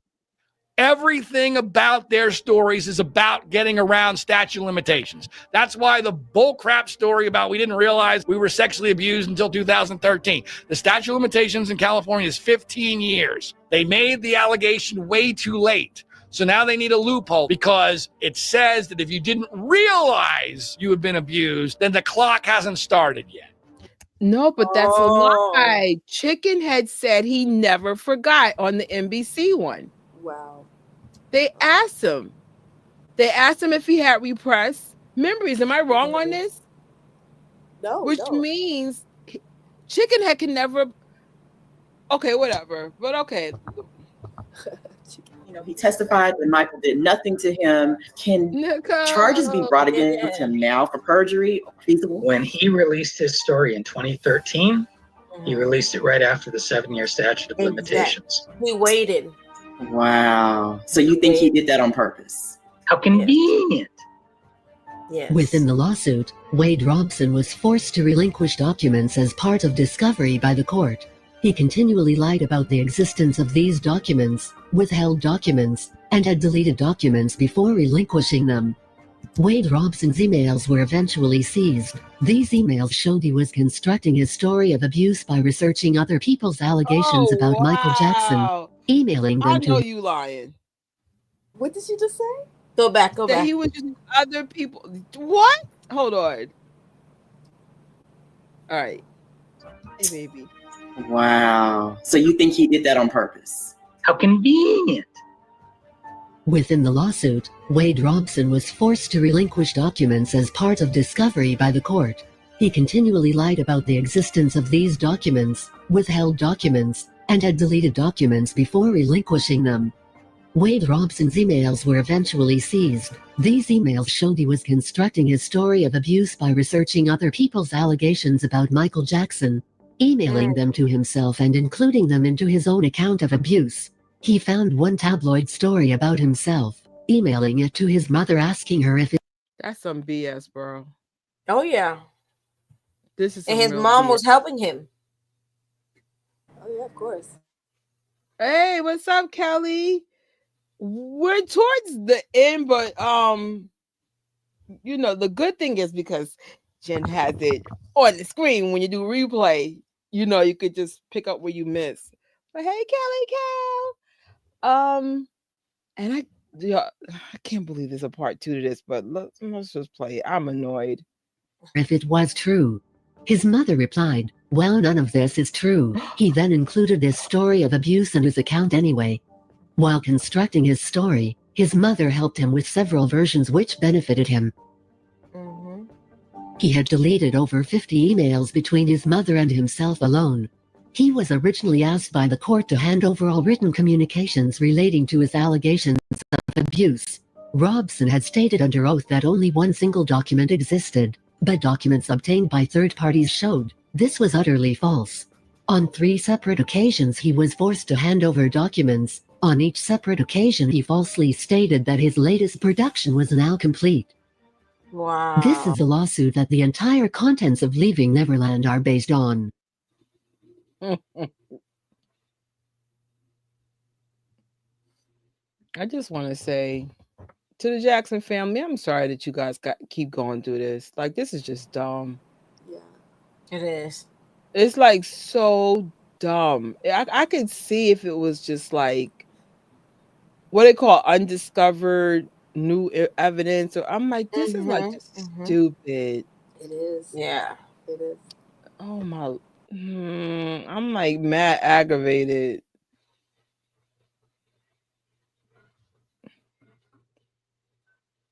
Can y'all still hear it, or this is the sound?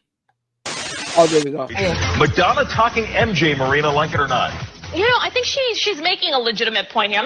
He was acquitted of the initial charges. Yes, there's a documentary, but even HBO's kind of backtracked and said, look, there's not a lot of weight in what these people are saying. Should they come out and make those accusations? Absolutely. I think everybody should be able to make accusations, allegations. Her questions are 100% legitimate. Is there proof? Can we provide anything substantial that will say that this actually took place other than those 2 accounts? The whole thing that a lot of people brought up is the fact is clearly at this point do not have him to defend himself against the allegations. And then there's that. Which you look at the evidence in it, it makes you think, but listen, I watched the documentary and it was compelling television. Yeah. But it was a propaganda piece. It was told from one vantage point at the admission of the director. He did that intentionally. There were no checks and balances. There was nobody from the Jackson estate, no Jackson allies, and he's not here to defend himself. And if we're going to exhume all the dead pop and music icons who've either been accused of or actually done bad things in their life and mute all of their music, then we have to do Elvis, Frank Sinatra, James Brown. We get rid of half the dead music icons. I think, was there They was like, let's throw everybody out there. any correlation? I ain't gonna lie, I was like, so what's the story behind this person? Like, my first thought is, do I have to research some more people here? Between them trying to sensationalize a little bit more, given how well the R. Kelly documentary did. Do you guys know about that? It was in the works long before that. Okay. And then both of them have tried to sue the Jackson estate. Both of them were trying to look Which for she jobs. asked that They're question, very what do they want? questionable characters. Yeah. Here's the thing. Tell your story, but For the record, I don't know if I'll just say it, things in code. You cannot put R. Kelly and Michael Jackson in the same category. R. Kelly's proof came from R. Kelly's house, and R. Kelly was the cameraman. Yes. And for those who lived in New York in the 90s, a lot of people saw that DVD. A lot. There's not a ledge. There's footage. It's like from his house, and he's the cameraman. Just saying. Yes. Absolutely. What we're asking, right? If you're going to make these type of allegations, there has to be some level of proof, right? So they try to do the he say, she say, right? But everything was debunked. Yeah. Now, like I said, Mr. Kelly's a little different. A lot of people in New York in the 90s legitimately saw that tape. I don't know what happened after the 90s, but I'm telling you, a lot of people saw that tape. So can't put them in the same category. but at least I could say there was proof. Just I'm just leaving that there. But if you're going to do a documentary, I think it should be a balance. Well, and Jesse McCartney, who I guess who used to spend a lot of time there, he came out and said this is baloney. So did Macaulay Culkin. Yeah, so a lot of those younger you have to celebrities. consider. So did you think that you were owed money, that you should have some money? It wasn't a thought of mine. It isn't a thought of mine. It's just that's What? the system, the legal system is the place where, in what other scenario was the estate, was Michael's companies going to have to list? They have no financial interest whatsoever, and no future past or present interest. So they're not suing for money? Well, they're suing for justice and money. Does How that do you include know you've won in a civil suit? What's So the they do penalty? want money, though? What's the penalty in a civil suit? Do they want money? I don't know. You should ask them. No, they have Others. no financial interest whatsoever. If you're going to be mentioning Michael Jackson, though, don't you have some obligation to get in touch with the people who have his interest? How do you vet some of these details, though? The Jackson family are saying these guys, they're just out for money. It is all about the money. But it's all about the Jackson estate's money and the Jackson family's money. Because we didn't want to broadcast anything that was going to make us look really stupid. It's almost as if they're trying to pretend that you... But I think they know that, like, you had Snake behind this and you had powerful networks behind this. And I think everyone involved, Egghead, Chickenhead, Umbrella, Snakey, just thought that, yo, we got this. This is an easy money grab. This is an easy legacy destroying. And they did not account for the truth coming out. So instead of saying, like, I have to give Snakey props, she's completely backed out of this completely. Y'all need to take a book from the Snake. But has Let she? it go. Has She doesn't talk about it now. Even though I heard stuff with the biopic. I did hear some stuff. Yeah. But I'm just saying, like, just at this point, stop. You got caught lying. Stop. It's whack, y'all. I can't. just grabbed Wade and James and stuck them down and said, hey guys, we're just going to have a quick chat and I'm going to film it and I'm going to put it out tomorrow. As a documentary filmmaker, how do you feel about fake Twitter accounts going and atting people, Dan? Well, yeah, I think I think it's not your ordinary fan. That was quite a subtle attempt at like, messing with people. You have to wonder. It feels like a proper black ops kind of technique. You have to wonder who's behind it. Oh my God. Guys, I can't believe Dan Reed has changed his profile picture to this. Can What an we idiot. go back a little bit where Yes, the please. real question, because I kind of asked that earlier tonight.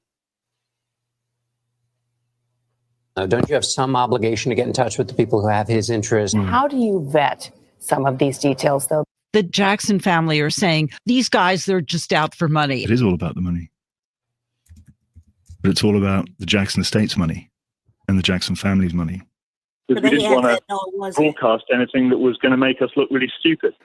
It's almost as if they're trying to pretend that you just grabbed Wade and James and stuck them down and said, hey guys, we're just going to have a quick chat and I'm going to film it and I'm going to put it out tomorrow. As a documentary filmmaker, how do you feel about fake Twitter accounts going and atting people, Dan? Well, yeah, I think I think it's not your ordinary fan. That was quite a subtle attempt at like, messing with people. You have to wonder. It feels like a proper black ops kind of technique. You have to wonder who's behind it. Yeah. You have to wonder who's behind this.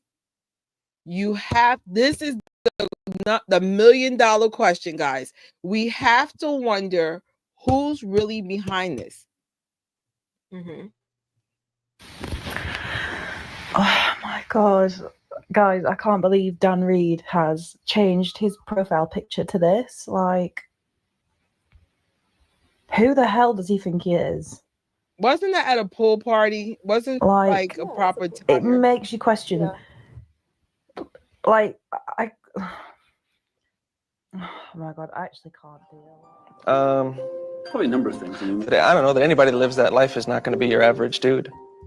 You know what I mean? In the simple ways, I mean, you live that kind of life and that sort of fame from 5 years old. You're not going to go about your everyday like everybody else because you've never lived a life like everybody else. So how would you know how to do that? So, and I think people take those simple things and turn them into something, 10 times, 100 times more strange than they are. There's no stars like Michael Jackson now. You can't. One of the big lessons to be learned is that you never want to be that famous.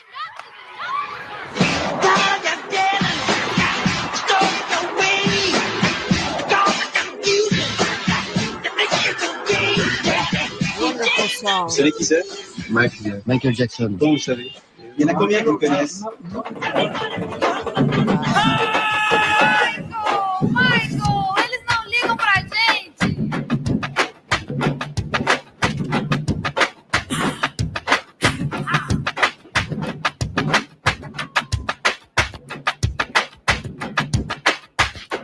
Can we mute this part? Right. But this is a great song. Yeah. Yeah. I wasn't even thinking. Oh no. All over the world. Look at this. That's so I still have wonderful. pictures from this era. I'm gonna probably post some of it up. Aw. Wow. This is so crazy. Yeah.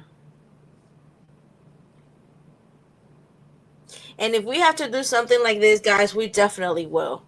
Hopefully it won't be the mockumentary, BS Part 2, but if it's going down, we're gonna be doing this and going out on the streets if we have to. Yeah. Oh wow, that made it to try. Yeah, look at all this. Oh my God. Forest Lawn. We've all been here too. Oh, still music. We was in yellow. Wow. Wow. Man. If I remember right, we got there after the big crowd was gone. Yeah, we got there. Our flight got delayed. What a day. Oh yeah, I remember that. But look at all these people. Shout out to Callie. Callie, we love you guys so much. I recognize almost everyone in here. Yeah. Yeah, right. The Star. The Star. Oh, my favorite. And this is just fans honestly just paying tribute to such a beautiful soul that just keeps getting attacked. Yes. If things were fair, we wouldn't have to do this. It's not fair. Like that guy said, if this is the game we playing, Leo, we could dig up everybody else's bones, man. Absolutely. If you Shout guys out to Ron. Yes. Susie, what's up, Susie? Got your number. Susie, yeah. But she's our friend.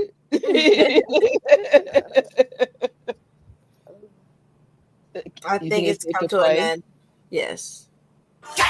Okay. Oh. So music wise, we might be screwed. But another great series of truth. Thank you so much, Jen, for doing this. This was good. I think it's amazing. Thank you. All for love. Get a moment, please. Everything that we're featuring, if you have time, just please go to these people's YouTubes, like it, even play it again without the commentary, show them love so they can get their views too. So I have a playlist on my channel with all these videos. So make sure it's called MJ Innocent. So you can check that out and show them the love. Subscribe to them. I think another video is playing. Okay. Thanks. I'll stop it. No, you're good. Subscribe to them. Give them a thumbs up. So they definitely deserve the love. And I have to, my descriptions, I'll have the link to each video. I have to fix that. But so it'll be in sync with what we're watching that day. So what are we showing tomorrow, Miss Jenny Jen? Let's add it to the stage. Let's see. Tomorrow is Lies of Leaving Neverland. I think that was a shorter one. Okay. I believe so. And if any any YouTubers that are actually are like responsible for any of these projects that we're showing, please reach out to Jen. And if you want to like come and do some commentary with her, that would be an honor. Definitely. Yeah, that'd be great. Because this is because of your research, we're able to have more aid and more power to stand in truth. Yeah, absolutely. Yeah. I mean, the people who have created these documentaries are amazing because they have put it so well together, and they have put so much information. Like, we're just spreading what you guys have made. So thank you for all the hard work because it takes a long time to edit videos. We know it's a hard work out there. So these documentaries are amazing, and feel free to take the link from the playlist and share it to other people. Yeah, share the link everywhere, whatever social media, every outlet you guys know of. Jen, real quick, are you doing a podcast tomorrow on your station head, or that's going to pause for a second? That's gonna pause unless something major drops. But as of now, like Okay. the main focus is on here. Yeah. Is this okay? Yeah. Because by the way, because Jen's very modest, but I don't mind showing off my little MJ sister.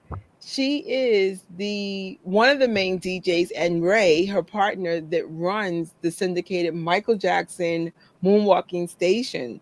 So every day, her and Ray, there's a couple of other syndicating ones, but Jen was the first, yay, to syndicate Michael Jackson. So if you guys want to help have Michael Jackson's music stream in the future, we'll be working on the Thriller Challenge. So we're trying to get people comfortable in that environment now. So by the time October comes, the biopic comes, we're going to be able to chart. So get the word around. If you're from other parts of the world, partner, and let us know. Your mic went off for a minute. Your mic right? went off for a minute. Yeah, thanks. This mic is so funny. You guys could, let's say you live in Asia, you could find ways to get it syndicated. So this way, by the time this challenge comes, we could have 1,000, 2,000 people. And the more regions we can expand, the better. So this way you could have playlists created in your region. So if you have questions about that, reach out to Jen. Jen's really good at, sharing information. And we also have Ray, who was here yesterday. Hopefully she'll be here tomorrow. Hopefully. Hopefully, I hope so.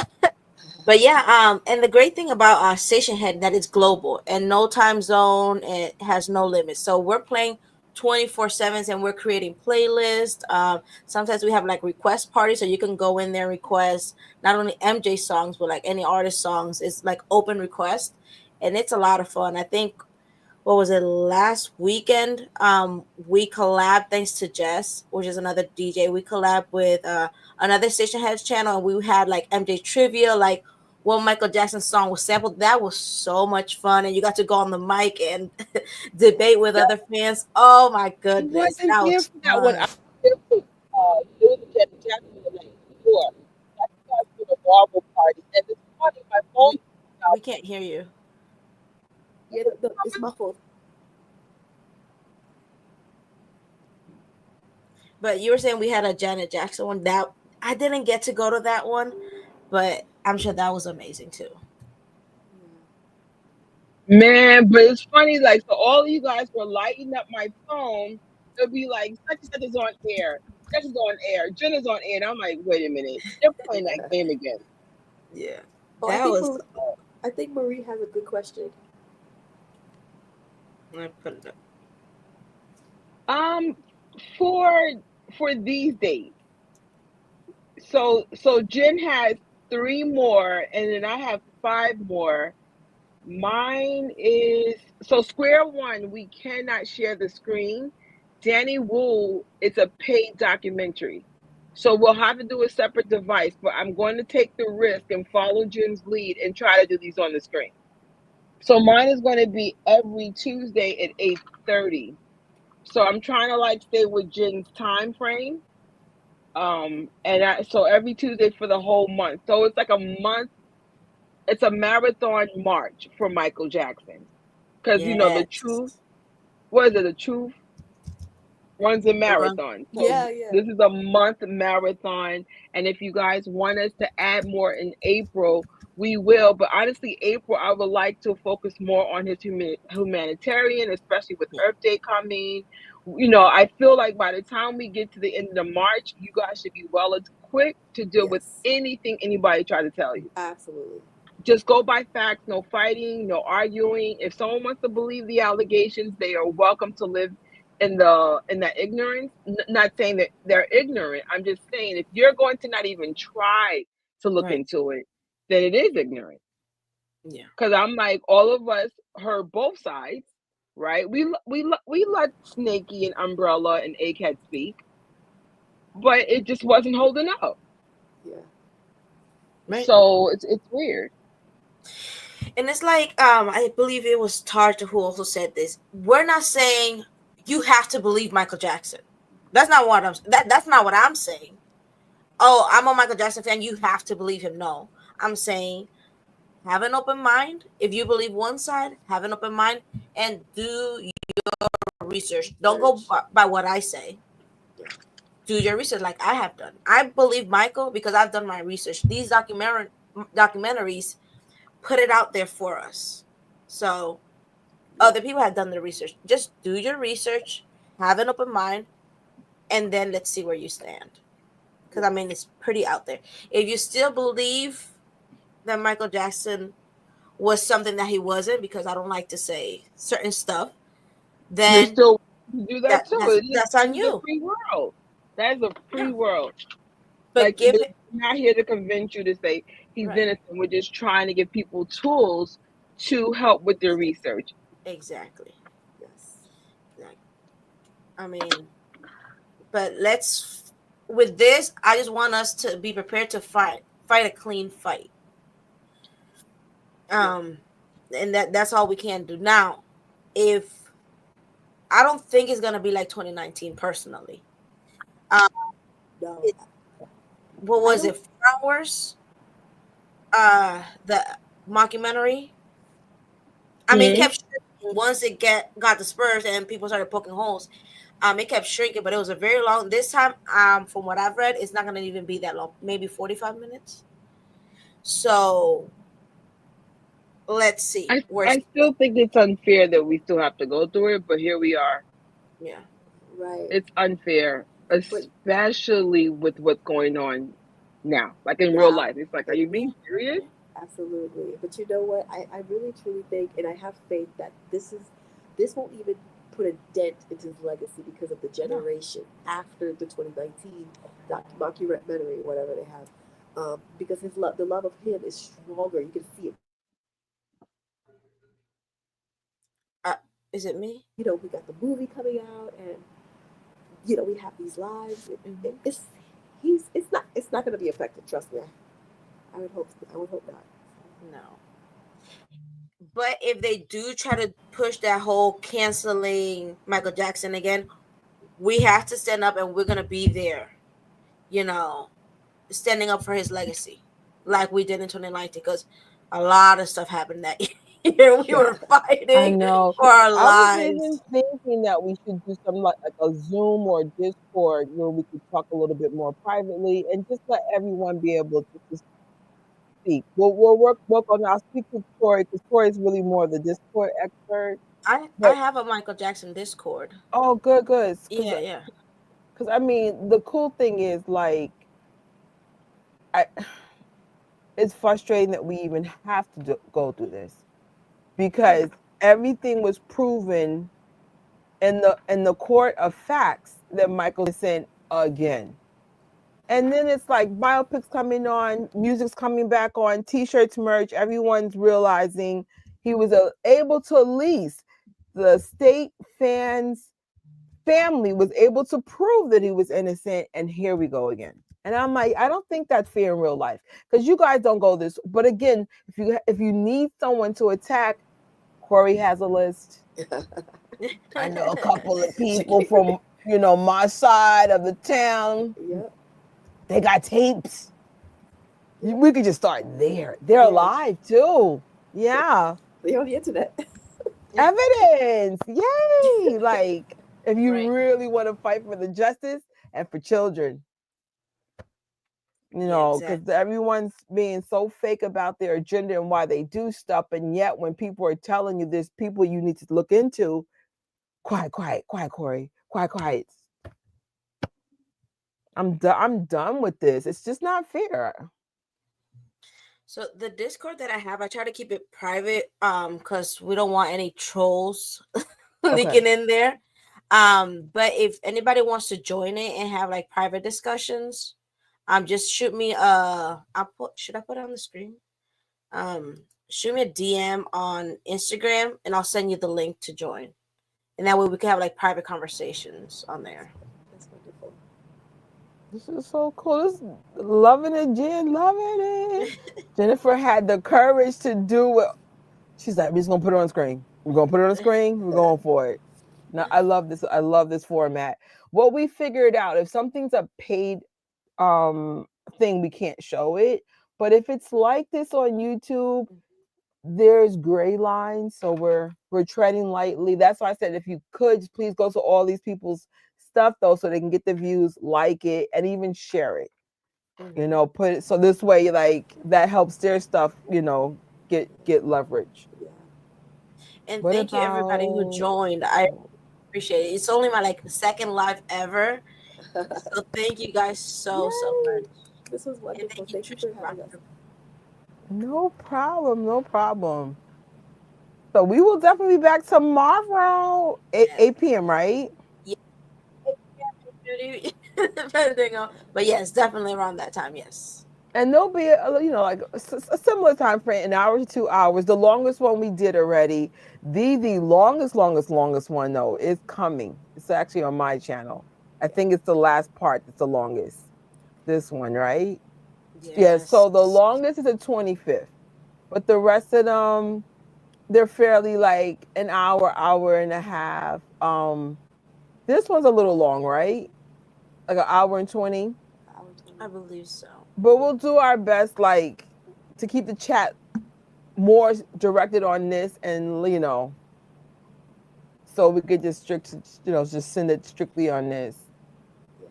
And keep researching, guys. Like, just keep researching, being just well educated. And this was what makes Michael Jackson fans so strong, like, because they are educated, they do their research, they do the work. We're not going to stand by someone that we think is guilty. We're going to stand by somebody that we know that's innocent. Yes. And it's just one of those things, like, there's a lot of, it's just a weird story. And that's the problem. I think people are starting to realize, like, it's just not making sense. So, and it gets weirder as it gets older, because you're like, damn, he's been dead for 16 years, June 25th this year. You know that, right? Like, what is this really about? Tell me what this is really about. Yeah. Oh, you just want to take his money. Just be honest about it. Now, one thing, when 2019 happened, what I noticed and what I was kind of happy about, the tide kind of changed. Like, a lot of like the locals started supporting Michael and poking holes in it. They were like, oh, we don't believe this, and we don't believe that. So the tide has changed to Michael's favor. So it's not like a 05 anymore, or like a 93 where it's like everything is against Michael. Because now we are at the age of information. Yeah. Also, I think if there was any legs to this, I would have addressed it between 2009 and 2010, being honest with you. I would have not, you know what I'm saying? I wouldn't wait till like I lost a job. Right. So it's just like timing's everything as well. And I'm like, it just wasn't making any sense. I'm like, now? You could have said something in 2009 or even 10.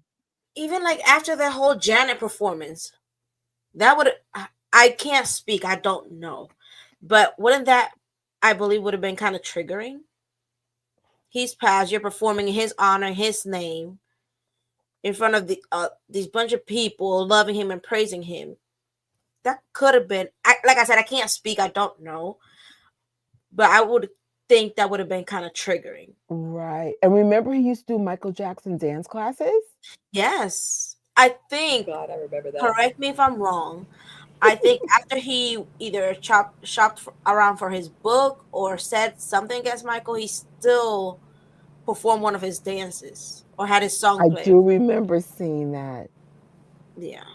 Let me tell you something. There was a story that I shared in my live a few days ago, and I remember I told my parents a lie because I was too embarrassed to tell the truth. The truth is, I was being gullible. And so I stuck to this lie. And unfortunately, my parents died believing that a story happened in the way I said it and not the truth. Because the truth was, I didn't listen to my parents when they said you shouldn't talk to strangers, you shouldn't stop.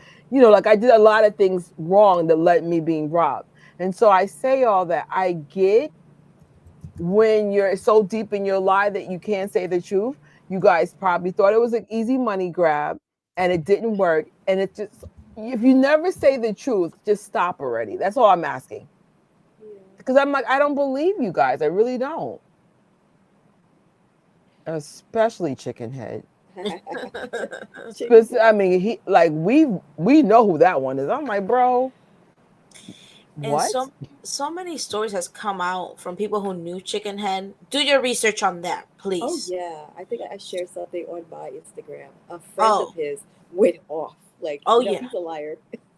Yeah. Well, listen, we might have a watch party on Chicken Head because that's very important. I feel like he probably mismanaged his money. He probably thought he can live on the Michael Jackson gravy train forever. And Jim will tell you, and even Rocky, in the peak of Michael's afterlife, which is 2009, and I'm going to say to 2013, it was lucrative to do anything and everything Michael, because the fans were just so happy to be able to live in an energy that we've never got to experience, unless you were like, let's say, a teenager back in 1983. For all of us, we never got to experience this. But then what happened was a lot of people started going back to their lives, or they just weren't interested. And then you just have people like me, Jen, Melanie, whatever, Rocky, we're still in it, right? But the point is, I'm not sorry, that's the producer. Chicken Head probably thought, hey, I could live off of Michael's name forever. And I'm like, no, honey, you have to start figuring out how to make your own legacy. You have been leeching off this man for so many decades that you don't even know how to be your own self. Yeah. And that's the truth. You're an okay dancer. And I think maybe he could have made some type of money in that world. But at the end of the day, you have been leeching off that man's legacy for a very long time. And now you're mad because you can't do it anymore. Well, he got kicked out of a lot of the places that he was doing classes with. And he was working on a movie. He got kicked out of that too.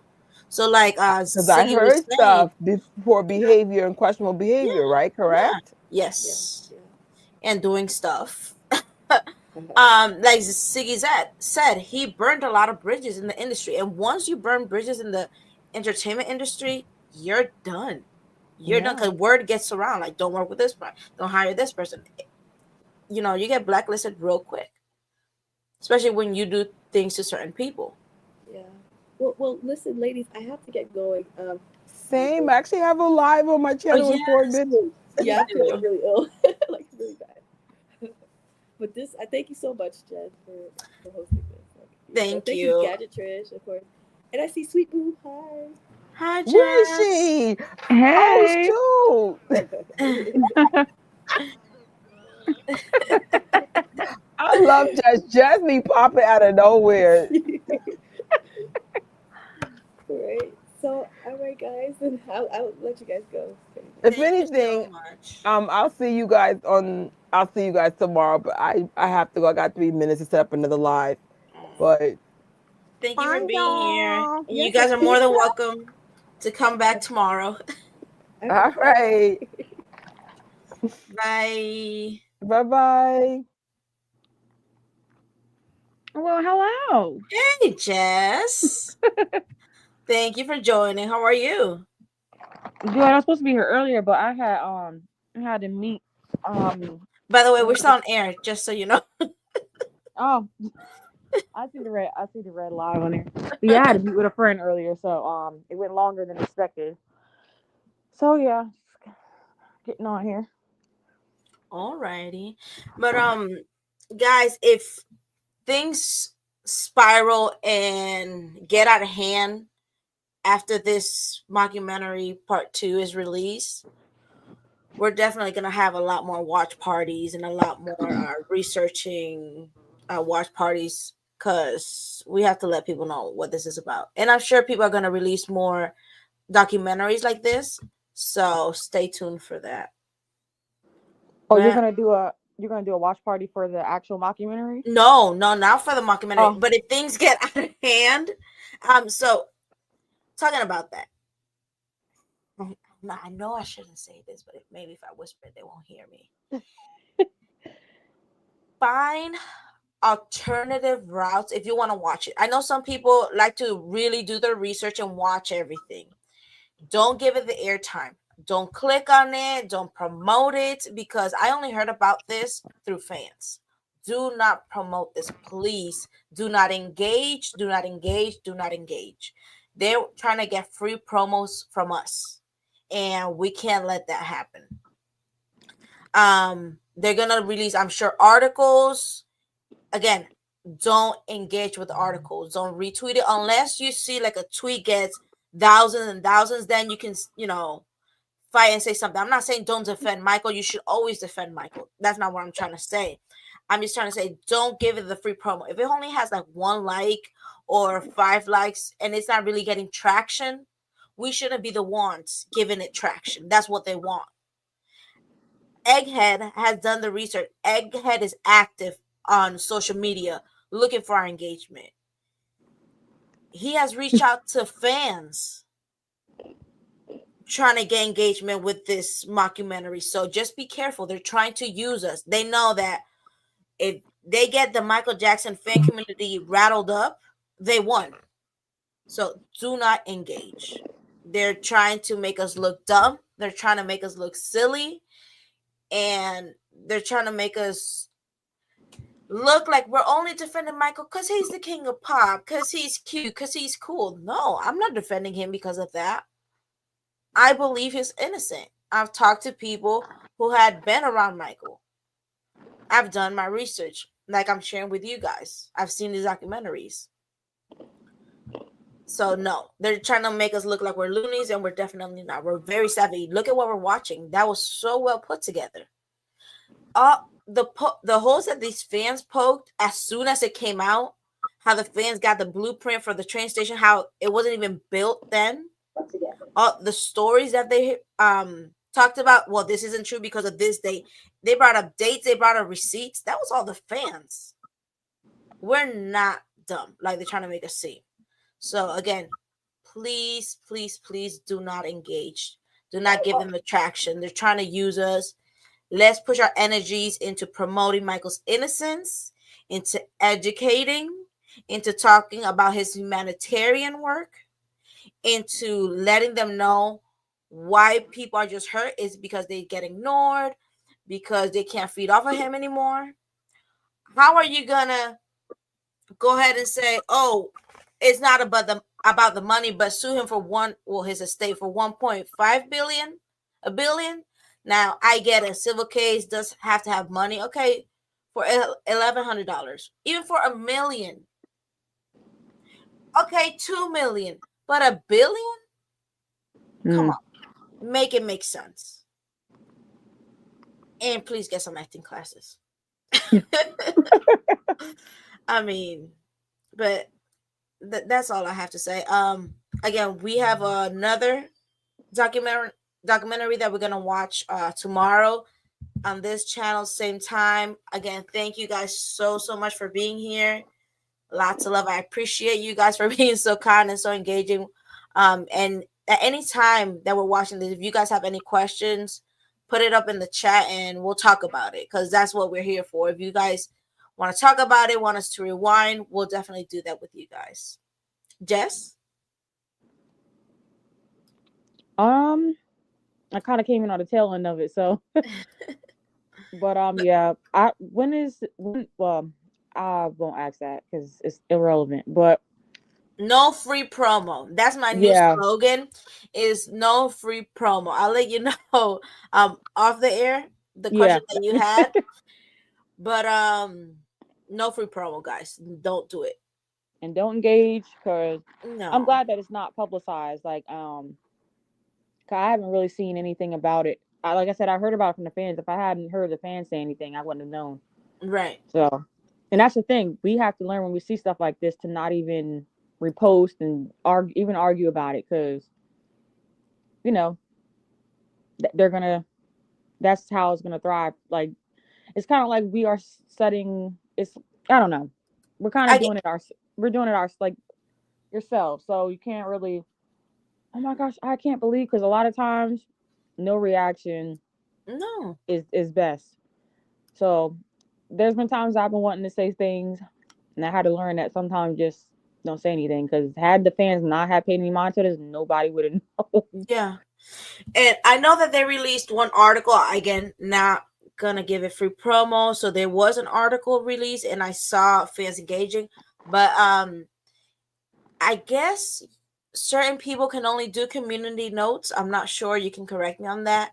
But if you have access to put in community notes on social media, do that. That's very important. That way, it'll have the article, but then it'll say, well, this was blah blah blah on this date, and so forth. So if you can add community notes on things against Michael, please do. That's very helpful. But yeah, we're gonna get bombarded, but hopefully we won't. But just be prepared. And like I said, I have a playlist for all these documentaries. I'll post the link on the description on these videos. But yeah, tomorrow, same channel, same time. Hopefully Jess will be here for tomorrow. I should be. Yes, Marie said also rate the community notes. Okay. Yep. So let's make sure we do that as well. Thank you guys. Have a great rest of your night. Appreciate you. And hopefully I'll see you guys tomorrow. Take care. And good night.